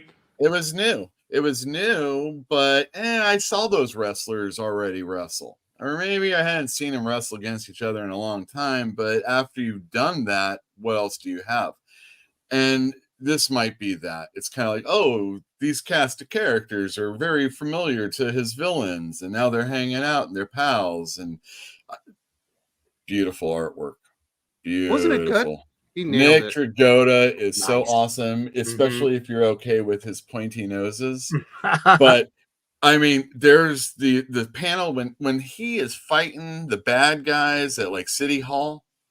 It's pretty awesome, the fight. And he uses his you can see bats walking on their feet. So he's like got a real rigid cape. That was the most hilarious. That was the most hilarious part for me, is him walking around on that, because even Nick Dragotta couldn't make that look cool. No, it was great. Make it look cool, man. Awesome. That double kick that he takes out two on. I like it. The pose on that. I love some dynamic to it. There's some really nice line. I love that scene. That was a very powerful panel. When that dude has the cleaver and he's like, "Get the F out of our way," and then later on, Batman beats him up, and then chops his arm off. Aaron says, And then Batman looks at the crowd that are gonna like fight against him, and he used the same words, "Get the F out of my way," and he's just all roided up with his like spikes coming out of his suit and everything. I'm sure you love that scene. That was great. I loved it. Stupid. He told the dude to you're run to the right. hospital, and once they ran away, he blew him up. I was like, Oh my yeah. god. It was At first, I thought that was Alfred, but then I looked at the Yeah. gloves, and I was like, they weren't gloves, so they weren't gray, so they had to be Batman's. I was like, oh, you killed all of them. Wow. he's just as skilled and as cool as the Bruce Wayne we know. Like he's done it all, but he's done it from like, he worked in the mailroom. That's kind of his role. I worked in the mailroom putting the city together. I worked in the mailroom learning about saving lives. I worked in the mailroom, doing all this stuff. And Bruce Wayne's still a stud dude for sure, if you like that. Oh, and the Joker was exactly what I predicted. Yeah, I dig it. I mean, it's different. It's I think the person's going to get to the end. They're going to see that and they're going to go, "What?" And I what? It was His completely mom? unnecessary, What? unwanted, and I thought it was the worst page of the comic book. Really? I was like, come on. It's like, you didn't need this here. I don't know what to say, but There you go. But you enjoyed it. You had a good time. You got to it's sell fun. it with a great attitude. You're like, this is the book you want to read. Well, I actually finished it last night because I had been getting caught up on Absolute Power and then All In, and then I read half of it, and then I was going to do the show, and so I read it last night, and I enjoyed it. But it was easy. People were coming in for it. People that I hadn't seen were coming in for it. People, all my buddies at work are talking about it. Almost all dudes, for sure, coming in, picking up this book, and I think if they read it, they should like it. I sold All In to all of them also. Like, oh, did you read this? It's kind of like, getting you set up for the whole universe and everything type thing. So hopefully that works when Justice League starts up. Hopefully that works with some of the All In books. And hopefully we get some people that can stick around for Jim Lee to come in. So are we just going to not talk about the fact that Alfred is just Ra's al Ghul? Yeah, he's like, well, it sounds like he wants to be his second. He wants to, like, he's got an admiration for this guy already. And I'm assuming, the heel turn or the face turn will be Alfred joining up with him. That's my guess. Did anybody else cringe at the picture of all of the childhood friends together? I was like, this is just so well, yeah, that's so what cliche. Like, and then like, oh, he's Croc because he wrestles gators, and it's just it's like, come on. And then what else? The page that really got me. For some reason, it really bugged me when Alfred was doing his tough guy, or what Scott Snyder considers tough guy. Just splatter your brains all over the, and then Batman grabs a gun from him. Was like, sounds dangerous. I was just like, did you put any time into the dialogue here? I was trying to think back, and has Scott Snyder ever written a story where I felt like, oh, that was a really good line, or that dialogue was really good? And I can't remember ever thinking that, but I definitely didn't think that in this book. It doesn't help that he always has really good artists working with him, but I think maybe Batman #4. I think there was some good writing in that. Yeah. I mean, just like some dialogue where you went, that really landed. Ooh, yeah, but there was some. In the Black Mirror, I wanted to puke because it was so haunting, the last words that they had. If you kind of examine that story, though, it kind of doesn't. Are you going to ruin it for me? No, I'm not going to. I had a friend ruin it for me, and it's like, yeah, it's not that great. I loved it though when it was coming out, but Scott Snyder, you got your your great writers, and then you have your Mark Millers, and then you got your Scott Snyders, Jason Aaron's, yeah, guys that kind of like are distilled from the great people, and as it funnels down, this is kind of like the Donny Cates, oh, this is the really good comic writer. Well, if it was like put up against all those other people, it would have just been backup stories in Marvel Comics Presents. Yeah. Do you consider Al Ewing to be in the Donny Cates, Jason Aaron, Scott Snyder room? Yeah, He's for sure. Below that. Oh, he read some books and puts passages in the front, so He's maybe a little bit better. Very, very nice. Sully, I'm expecting that you were over the moon on this one. I liked it a lot. I like hand drawn sound effects in a comics panel. Dragotta really scratches that itch for me. He's got hand drawn onomatopoeia everywhere in this book, and that's just I love it when Nick Klein does it and Hulk. I love it here. What if you found out that onomatopoeia was AI generated? Would it break your soul? No. Would it make you cry? It looks good. It looks seamless. I'd be like, oh, well, at least you got the digital technology, make it look better. I mean, a great example of when onomatopoeia, like cut and paste, drop and drag, looks terrible. Look at Amazing Spider-Man. It just takes away from Romita's art because it just looks so out of place. It looks a little janky, in my humble opinion. But this is a really awesome book. I got 2 copies. I got one for my 14-year-old nephew because I want to hear from a young fan. I want to know what do you think about this book? I got him, and I got him a foil cover too, just because I was like, I'm gonna be like, kid. Oh man, you're trying too hard to be the cool uncle. I already am. I don't have to try one bit. I'm gonna be like, kid, this is an issue number 1. This is a key issue. Wink, wink. Here you go. It's a foil with a bag and a board. New car smell. Read it. Don't be afraid to read it. Just take good care of it. You know what I mean? And this is how we're going to save comics. Give comics to if the kid ain't going to the local comic book shop, bring it to them. Yeah. Very nice. There's no saving comics, Sully. All we can do is slow the bleeding. You leave your stinky thinking outside of the convention, please. Don't. Anybody else have any thoughts on Absolute Batman before we start talking about our favorite Punisher stories? It was okay. Thank you. It was okay. I said that last week too. It's all right. It was pretty good. It's pretty good. Great art. It's like Battlefield Earth, right? Pretty good one. No, come on. It's way better than Battlefield Earth. I'll say I laughed. I probably laughed equally as I did at Battlefield Earth as I did with the Absolute Batman. So, oh no! Let's look at all the Drew's opinions on that one because we will talk about Absolute Batman. Obviously, the best of the week should be fun. Just love him walking around on his little cape legs. It's like, I'm gonna look at that right so now. silly. Wouldn't it be cool if the cape like turned into a car around him and like drove him, and then all of a sudden it just went back to being a cape? You just gave Scott Snyder a good idea. Congratulations. Great idea. What if he just walked on ceilings, just upside down like bats do on the ceiling? He just like went around like these little hooked cape claws, and he's just upside down all the time. Anytime he's in Spider-Man. I'll tell you, Nick Dragotta is so good that he can do like the best Daniel Warren Johnson kind of like panels and then do his own style also. Like, I mean, it is his style, but I mean, you can get elements of his art. That whole scene where the mob bosses, I mean, it's a stupid scene, like but it just looks so good.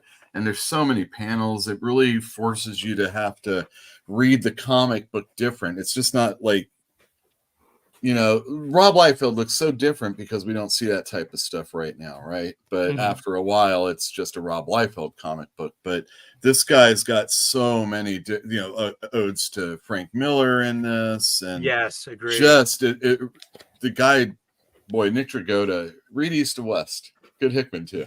Would people be praising this if the art was by Riley Rossmo? Like, would people still be like, "Yeah, the art's bad, but the story still slaps"? No, I don't think so. No.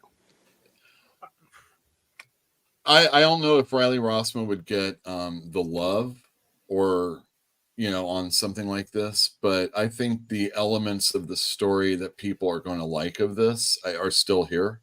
Mm-hmm. Like when he tells him to F off. When he's beating up he just took his gun from Alfred's gun from him, and he took his bike. Mm-hmm. I thought that was a good. People are gonna love that shit. They're gonna love it. Sorry, I blew it for you. But I will say this was not the best Batman book this week. I read one that was better, and we'll talk about it in the best of the week. All right, cool, very nice. Doc, did you want to get out your feelings before we move on? Come on, Doc.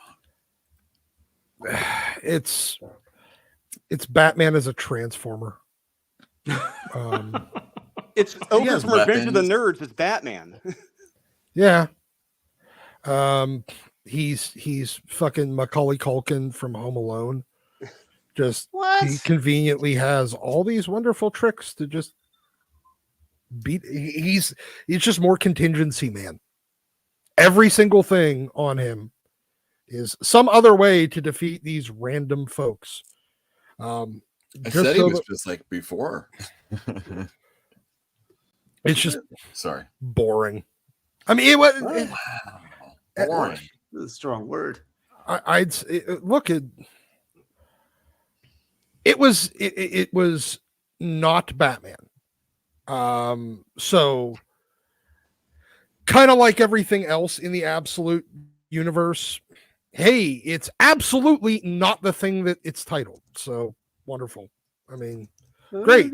You can go to Absolute Batman to get not Batman. Does that mean Batman's going to actually have Batman in it now? We shall see. Let's hear for the people's. Dion says, "Can I get a job at DC by saying I'm a half Asian? Is it so easy? I really would love to write Batman stories based on Denny O'Neil's Batman." Call CB Cebulski a racist, and you might get a job at. You probably just you need to know the editors first. I think that's how you get a job at DC.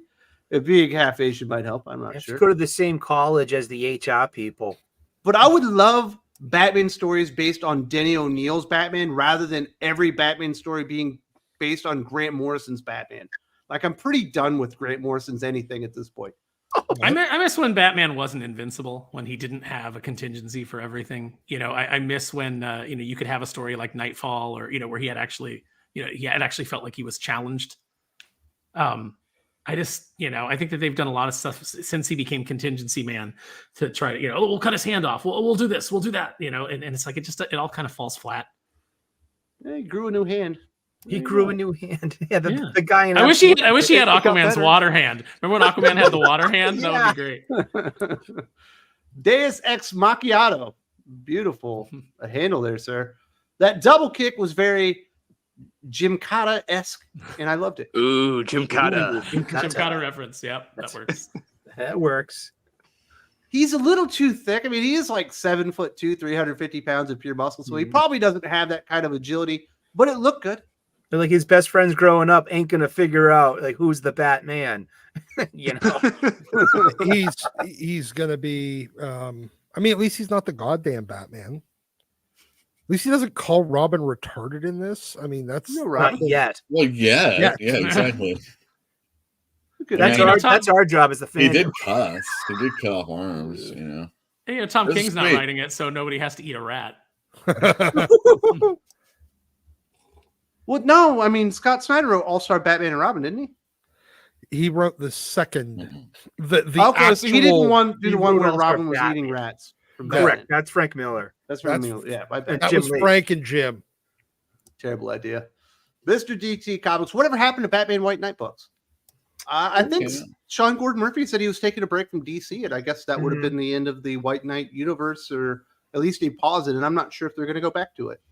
I know. I'll bet it has to do with him. I'll bet it has to do with him emailing ideas to DC and them not getting back to him, is what I would guess. Because that seems to be the MO for major They creators. do that a lot. It Yeah, takes a he had lot. ideas and plans. You need them to go away for a while so you can celebrate them coming back. Mm-hmm. Absolutely. It just depends on how long it is.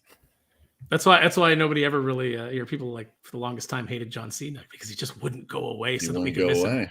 Yeah. I still hate John Cena, so Yeah. What? I agree. no. The greatest of all time? Crazy. God. Dion, I read Mark Waid's Batman versus Robin last week, and it was garbage. He got worse Garbage. at writing, more unsympathetic and fatter in his last 20 years. Rubbish. Yeah, Yes. but Chris Samney's artwork's amazing. In Holy fairness, shit. I also got worse at writing and fatter in the last 20 And years. you're more unsympathetic, Doc. I am. I mean, You're the Mark Waid of Thinking Critical YouTube. I hate Take you, that and back. I will be on the. I will see you on about Wednesday when I ring your doorbell to punch you right. We'd in be the like, fucking we're going to go to ball. the dueling bridge at Cambridge Dueling University to the death. Don't ever fucking compare me to Mark Waid again. Holy ground, Highlander. I'm sorry. Actually piss me off there. That's how you do it. That's the one, huh? I didn't It's read a Batman freebie. versus Robin. I didn't read Action this week either. So I'm skipping out on Mr. Wade, but hopefully people are enjoying it and the sales go up. I'm only hoping that DC is going to do well. But I read his Batman or Superman and Batman Superman, and I thought it was pretty good. And his Shazam was good before that too. Rate that 7. I think that the real reason why DC created the Absolute Universe is so that DC can have a distinct version of the DCU characters for when these characters enter public domain in a few years. Sure. That sounds like a good idea. Yeah. They'll feel probably like- try and do as many versions of everything as they can. Yeah, I mean, look, they can poison the well for the public domain versions. Salt the earth. Yeah, I don't think that's why they're doing it. I think they're No. doing it because they needed a jolt as far as sales. They needed Yeah. renewed enthusiasm, and Scott Snyder has been developing this Absolute Universe, Absolute Batman idea for like 8 years now, and they finally decided that things had gotten bad enough that they needed to do it. Probably the same reason Jim Lee's coming back to Batman. And because they're going to keep throwing ideas of alternate Batmen at the wall to see if any of them stick, so that they do have a replacement version. Well, they already got Jace Fox. They don't need this guy. That's right. Yeah. Jace Fox lighting the world on fire. Yeah. He's talking about that version. Everybody bought that. Batman comic. Beyond. They even had to call the book "I Am Batman." You know, This- and then everybody who walks in the comic shop goes, No, you're not. Or Batman? asking, why is he Batman? Did he ever explain to us why he became Batman? No, it didn't. Not really. Because reasons. Yeah. But exactly. even if when these things come into public domain, like when Superman becomes public domain, he will not be able to fly because the original incarnation of Superman could just jump really high. You know, when these elements, weren't a part of the character, and then Lois Lane won't be there because she wasn't in Action Comics. No, I think number she 1. was. Yeah, Was she? all of Okay. them were. Yeah. So But there's the a lot of elements that people. weren't there originally won't be available to them, and he will, so "So you can't make Superman fly? Not at first. You no, can't not for a just while. do super like it's not just Superman, but you can do your own spin on it. I mean, you can't say like this Superman can shoot ice out of his butt. Like you can't do your own spin. Like I don't know enough Well, about yeah, how you- public domain works. Yes and no. I think you can do things that they didn't make the character do, but you can't do things that they did, elements that they did add to the character because it's later. they're part of their IP that their creative whatever. Honestly, most Intellectual public property, domain is goofy. You just have him jump, and you don't address the fact that he's jumping. It looks like he's flying, and you just never say otherwise. until Show he him can fly. landing every once in a while. Yeah, Yeah. yeah. As long as you show him landing sometime, and like not just like randomly stopping in the air Wile E. Coyote style. But I don't think public domain is going to have like an effect on whether or not you want to make a Superman movie at Warner Brothers. You still own all the stories and all that stuff, and you have. We'll just get access horror to Superman. everything. Like every character that enters the public domain gets a shitty horror movie Well, immediately. we've already got Brightburn. Brightburn. Yeah. And I think we're getting a It's sequel to already Brightburn. Probably. We even got what was the kid that was going to be the Green Goblin? Chronicle. That's a great movie. I like that one a lot. Mm-hmm. As far as found footage movies, that was probably the best. We got Full Metal 737, the most memorable Scott Snyder dialogue. Batman insurance policies are called Dark Knight Returns. How did I want to I hate punch life. Scott Snyder in the balls too. Is that real, or is Full Metal just being funny? I think he's real, if I remember correctly. Oh. It's time for the asteroid. We've already proven it's never going to get better. Dark Knight Returns. Dad jokes. Wah, wah, wah, Pretty wah. fine. So real quick, What- let's what talk the- about our favorite Punisher stories ever. We don't have a ton of time here. Drew, what is your favorite Punisher story of all times? And it doesn't have to come off the list. That was just meant to inspire ideas. Honestly, my all-time favorite was on the list. I was hoping it wasn't, but if someone reads it like, oh, he took it off the list. No, this has been my favorite one. It's the Slavers. That one for me, it hits on a whole other level of evil that's still being done in this world, and the Punisher has to do more than just shoot it. And not just that, but Leonardo Fernandez's art in it is just terrific, and he perfectly captures the mood, the tension, the action of the story. If you've never read The Slavers, holy crap, buckle in. It's going to get wild and crazy. Very nice. Sully, you got a favorite Punisher story? And was he an angel? No, and he wasn't like Franken Punisher yet. But I got a big spot in my heart for Garth Ennis, Steve Dillon, R.I.P., and Jimmy Palmiotti's Marvel Knights, The Russian, Mr. Bumpo, Spacker Dave, Welcome back, Gnocchi, punching a polar bear in the face. You know what I mean? It was so over the top. It was so funny. Welcome back, Frank. Yeah, I mean, I love the fight with Spider-Man and you know, and against the Russian. Like, and he wakes up, Spider-Man wakes up and he says, "What just happened?" And Punisher says, "We had a team up. He did great." It was great. He was using Spider-Man as a shield while the Russian was beating on Peter, unconscious. It was funny books, and it was over the top. It was grotesque, and it really was. I think it was my first Garth Ennis book, to be honest with you, because I was like, I like this guy's sense of humor. I see it everywhere now. Then I got on to Hitman, and I never read The Boys though. I never read The Boys. It was good. It was drawn out way too long. It should have ended much sooner than it did. Mm-hmm. Yeah, read 12 issues and get out. Yeah, I mean, that Punisher Max stuff that Like, Ennis eventually did was too much. He had that, like, the fingernail clipper, a killer, and I was like, oh, that's too much for me. Okay, I'm done. Man, you might be stealing Doc's favorite, man. What are you doing? Yeah, seriously, keep going on. Come on, Doc. Sorry. What's your favorite? Is it the female fingernail clipper killer? For me, it's Kitchen Irish. Yeah, it's a good Still one. mine. Oh, sorry. It's all right. Yeah, I fucking loved Kitchen Irish. Honestly, there's so much of that Garth Ennis Punisher Max run that is just so good. I mean, I could probably list about 10 on I there. love it when he's in Vietnam Don't.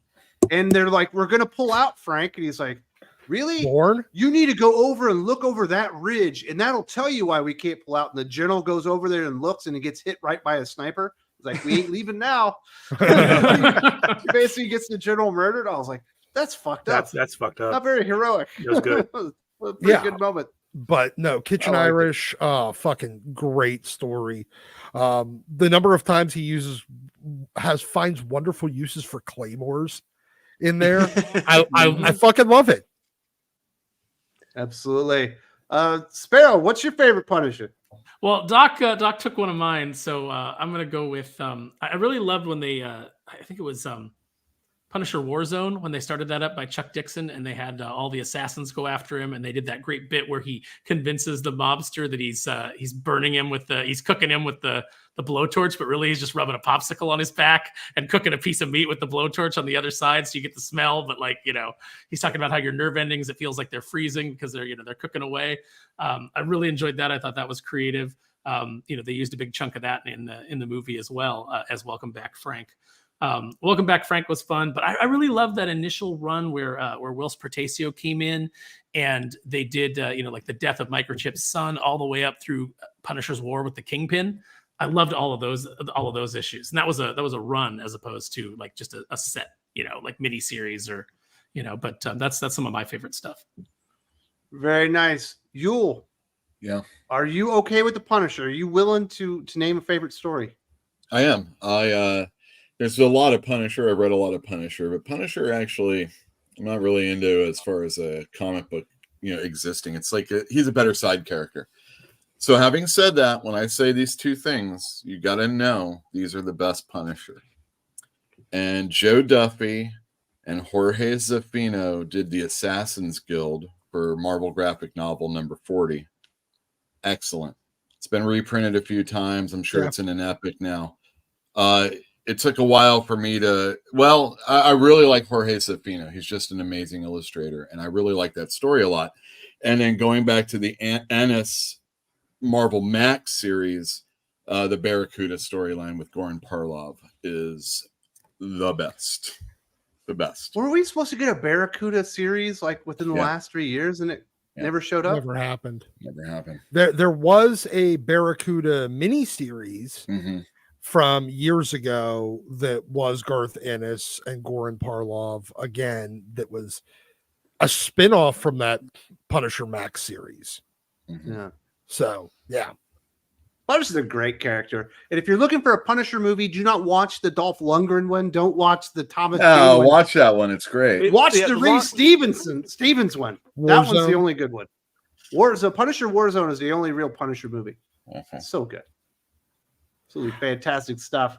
Now, we do have something here that I think is important.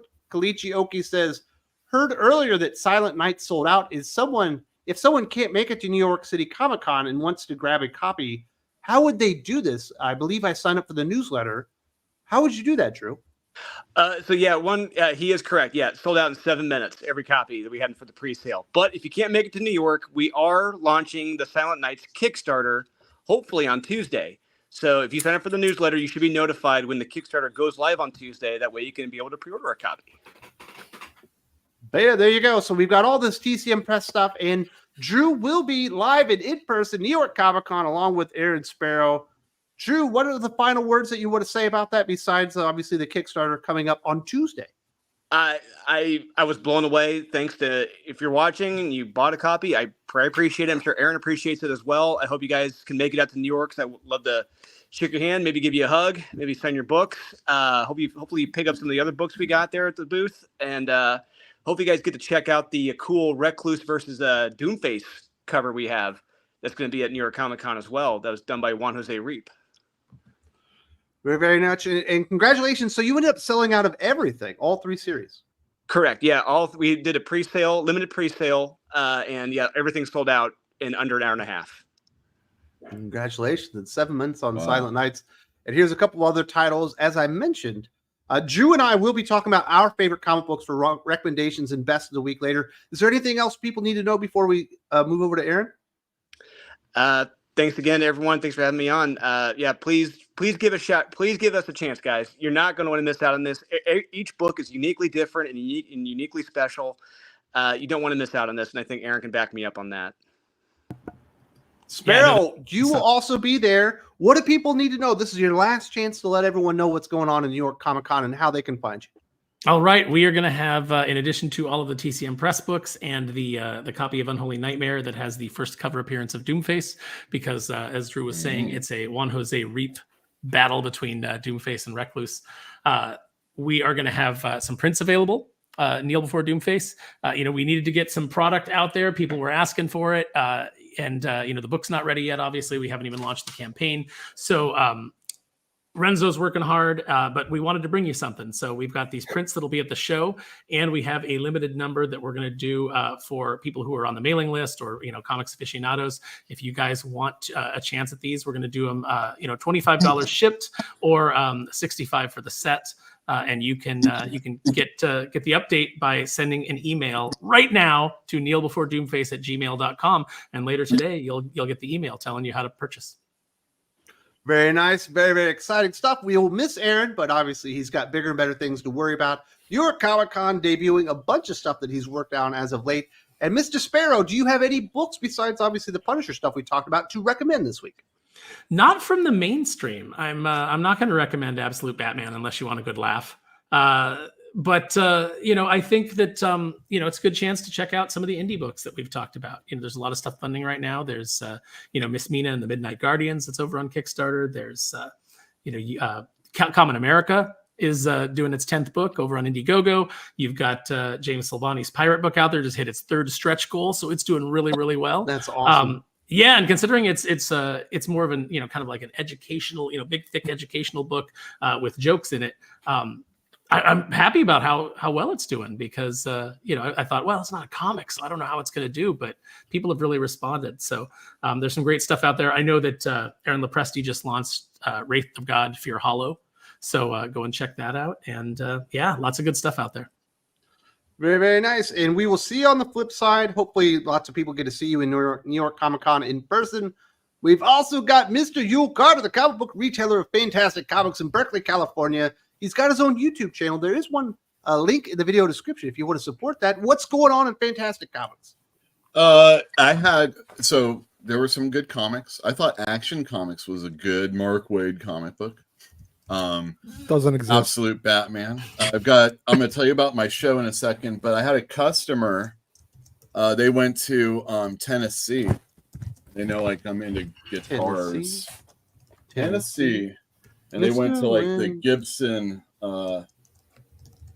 store and got me a Gibson t-shirt. Very cool. Pretty awesome. So I want to they know me from this show and my show.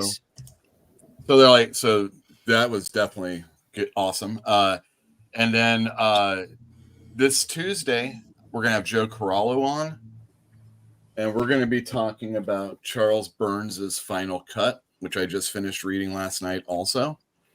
And wow. Is it as good as Absolute Batman? Man, this is a very, it's color. It's got really awesome pages. Sully will be happy because I don't think any computers were involved as far as making it's concerned. It's a really powerful book. I'm not quite sure how I feel about it, but it's real art. It's real. If you're looking for something different that isn't your mainstream type of book, you should definitely pick up Final Cut and then join me this Tuesday with Joe, and we're going to be talking about it. Very, very nice. Really appreciate that for all the retailer perspective. Obviously, it was a big week for comic books. Sully, I know you got a bag of funny books. Do you feel like you should recommend any of them? That's the big question. Yes, from retailer to customer. What's in the bag? I got some funny books. First off, Transformers 13 was great. Precious Metal #5 on Image Comics, and also Public Domain #9 from Chip Zdarsky and Company. All three are Image Comics and are pretty good. What's in the bag? Well, I got Billy Tucci's Return of the Warrior. It's a floppy available at your local comic book shop. It's not on a crowdfunder. He's, it's Crusade Comics, Billy Tucci. And I'm supporting him. I love his art. I picked up Spawn 357. It's $2.99. This Brett Booth art is amazing. We got letters by Tom Orzechowski. X-Men fans celebrate that fact. He's still getting gigs. I love it. And this is pretty darn good. Amazing Spider-Man #59. This is a wall-to-wall, wall-crawling action. It's a slugfest with Tombstone. It's got all the ads are in the back. Everything's in the back because the fight scene is completely uninterrupted. And it's just like, oh wow, that's they did that on purpose, right? I got me the Green Lantern Civil Core special, and I got a foil variant cover too as well. This is co-written by Jeremy Adams and Philip Kennedy Johnson, and it's setting up the next arc in the Green Lantern story. So Green Lantern fans, that's for us. That's really good stuff. And I got 2 copies of Absolute Batman. I got the 1 in 25 Ian Bertram art cover because I could afford it. It was offered to me, and I was like, I'll take that. Sure, I love Ian Bertram's art. Look at you. The what?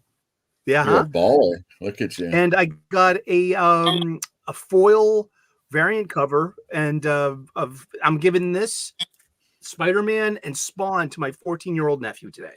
So that's going to be cool. I'm giving comic books to a kid, and that's how we're going to save comics. So this is how we're going to turn kids on to comics. Give them to them and tell them where to get them as well. Well, I gave my 9-year-old Transformers Volume 1, and he finally finished this week, and he said he wants to read Volume 2. Yes! Wow. Nice. Torch has been big passed. Transformers fan.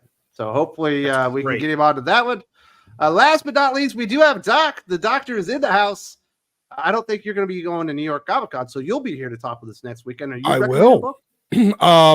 Well, I know what I'm not recommending, and I'm not recommending the Ultimates #5. Favorite series out there. You'll be able to listen to that review and watch that review. Well, if you're on the Patreon, tomorrow? Yes. Tomorrow morning. And otherwise, it'll be Monday afternoon-ish? Mm-hmm. Yeah, on the YouTubes, but that's a severely edited version. You definitely want the the Patreon version. But instead, so I will, however, recommend, since Jim was the topic of, we're going to go with Nice. Good cover. you get all the greatness here. You get Jim Lee, you get Savage Land Rogue, you get, a Big piece realistic, of celery. you get a realistic portrayal of the way that people see Carol Danvers. I mean, everything. It's got everything, and and apparently they're going to be doing that the one with Tim Seeley, who he's doing a Savage Land Rogue series coming up, that he's apparently already gotten shit on because he's going to make it too sexy. Yes, Tim Seeley, of all people, will make something sexy. Well, he does like a porno. Okay. All right. Well, maybe he does porn. I don't know. Doc, he's sex positive. It says so in his bio. Oh yeah. I forgot about that. Well, regardless, Doc, who did the cover for that? It's Jim. That's beautiful. Jim and Scott Williams, I believe. No, it's. Oh yeah, no, it is Scott Williams. Mm-hmm. Yep. And then we will go with some Joe Bennett Spider-Man. Ooh. Back when ASM was 424, I believe. Wow, that's a good one to get. Yep. And Electro versus Spider-Man, and some wonderful glare on the comic, but good fun story. Spider-Man doing Spider-Man things, and it's still better than Zeb Wells right now. So and it'll be better than the lady that they're convincing you to buy the comic with Joe Kelly's name on, so that they can force you to read her bullshit, Justina Ireland. By the way, don't fall for that. Only buy the issues that Joe Kelly is credited on. Don't buy any of the ones that Justina Ireland's credited on. So, but and then as a special present for Yule, we have a slab and Uncanny 137. So basically the end of the Dark Phoenix saga. The whole Phoenix saga kind of wraps up here, and so this one's a newsprint or a newsstand version. Did you know that Kurt Busiek talked all this shit in the letter page later on about the Dark Phoenix saga? Oh, really? He hated it. Yeah, well, Kurt Busiek's a bitch, so he wrote a bunch of good comic books, but he's still a giant fucking bitch. Kurt, you heard me. You're a bitch. I bet you he's super excited at the prospect of Trump winning the election, just because he can put resists back into his name on Twitter and be like, "There, I did it. I'm so punk rock. I am fighting against the man." Yeah, is he on Twitter? Yes, he is. X, don't dead name X now. Come on. I will dead name the shit out of it. But yeah, so double-sized issue, and you can win the bicycle. Sully loves that. Sully loves that. That's the next year. That's from 1980. The one in I know this is the one that could the comic could be worth $2,500 to you. Yeah, and if we wait another 50 years, this one actually might be worth $2,500.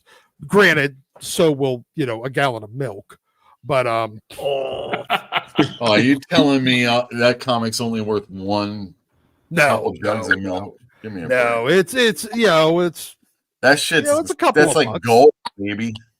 I know, it's a couple of bucks. All right, fellas, let's simmer down and let Daddy get out of here because I need some chicken nugget action. I'm actually pretty hungry, but I do want to say thank you very much to everybody for joining us. I had a really fun time today. Best of luck to Drew and Aaron Sparrow on their adventure to New York, and certainly all the other members of the Think Critical family, Joe Corallo, HH, and all the guys out there. Hopefully you run into AL and all the other friends that we might have in the area. Hope everyone has a fun time, and I'll see you next weekend right here on Think Critical YouTube for the Comics Aficionados, and we'll be having some more fun because it's what we do. Oh, yeah. get out, leave.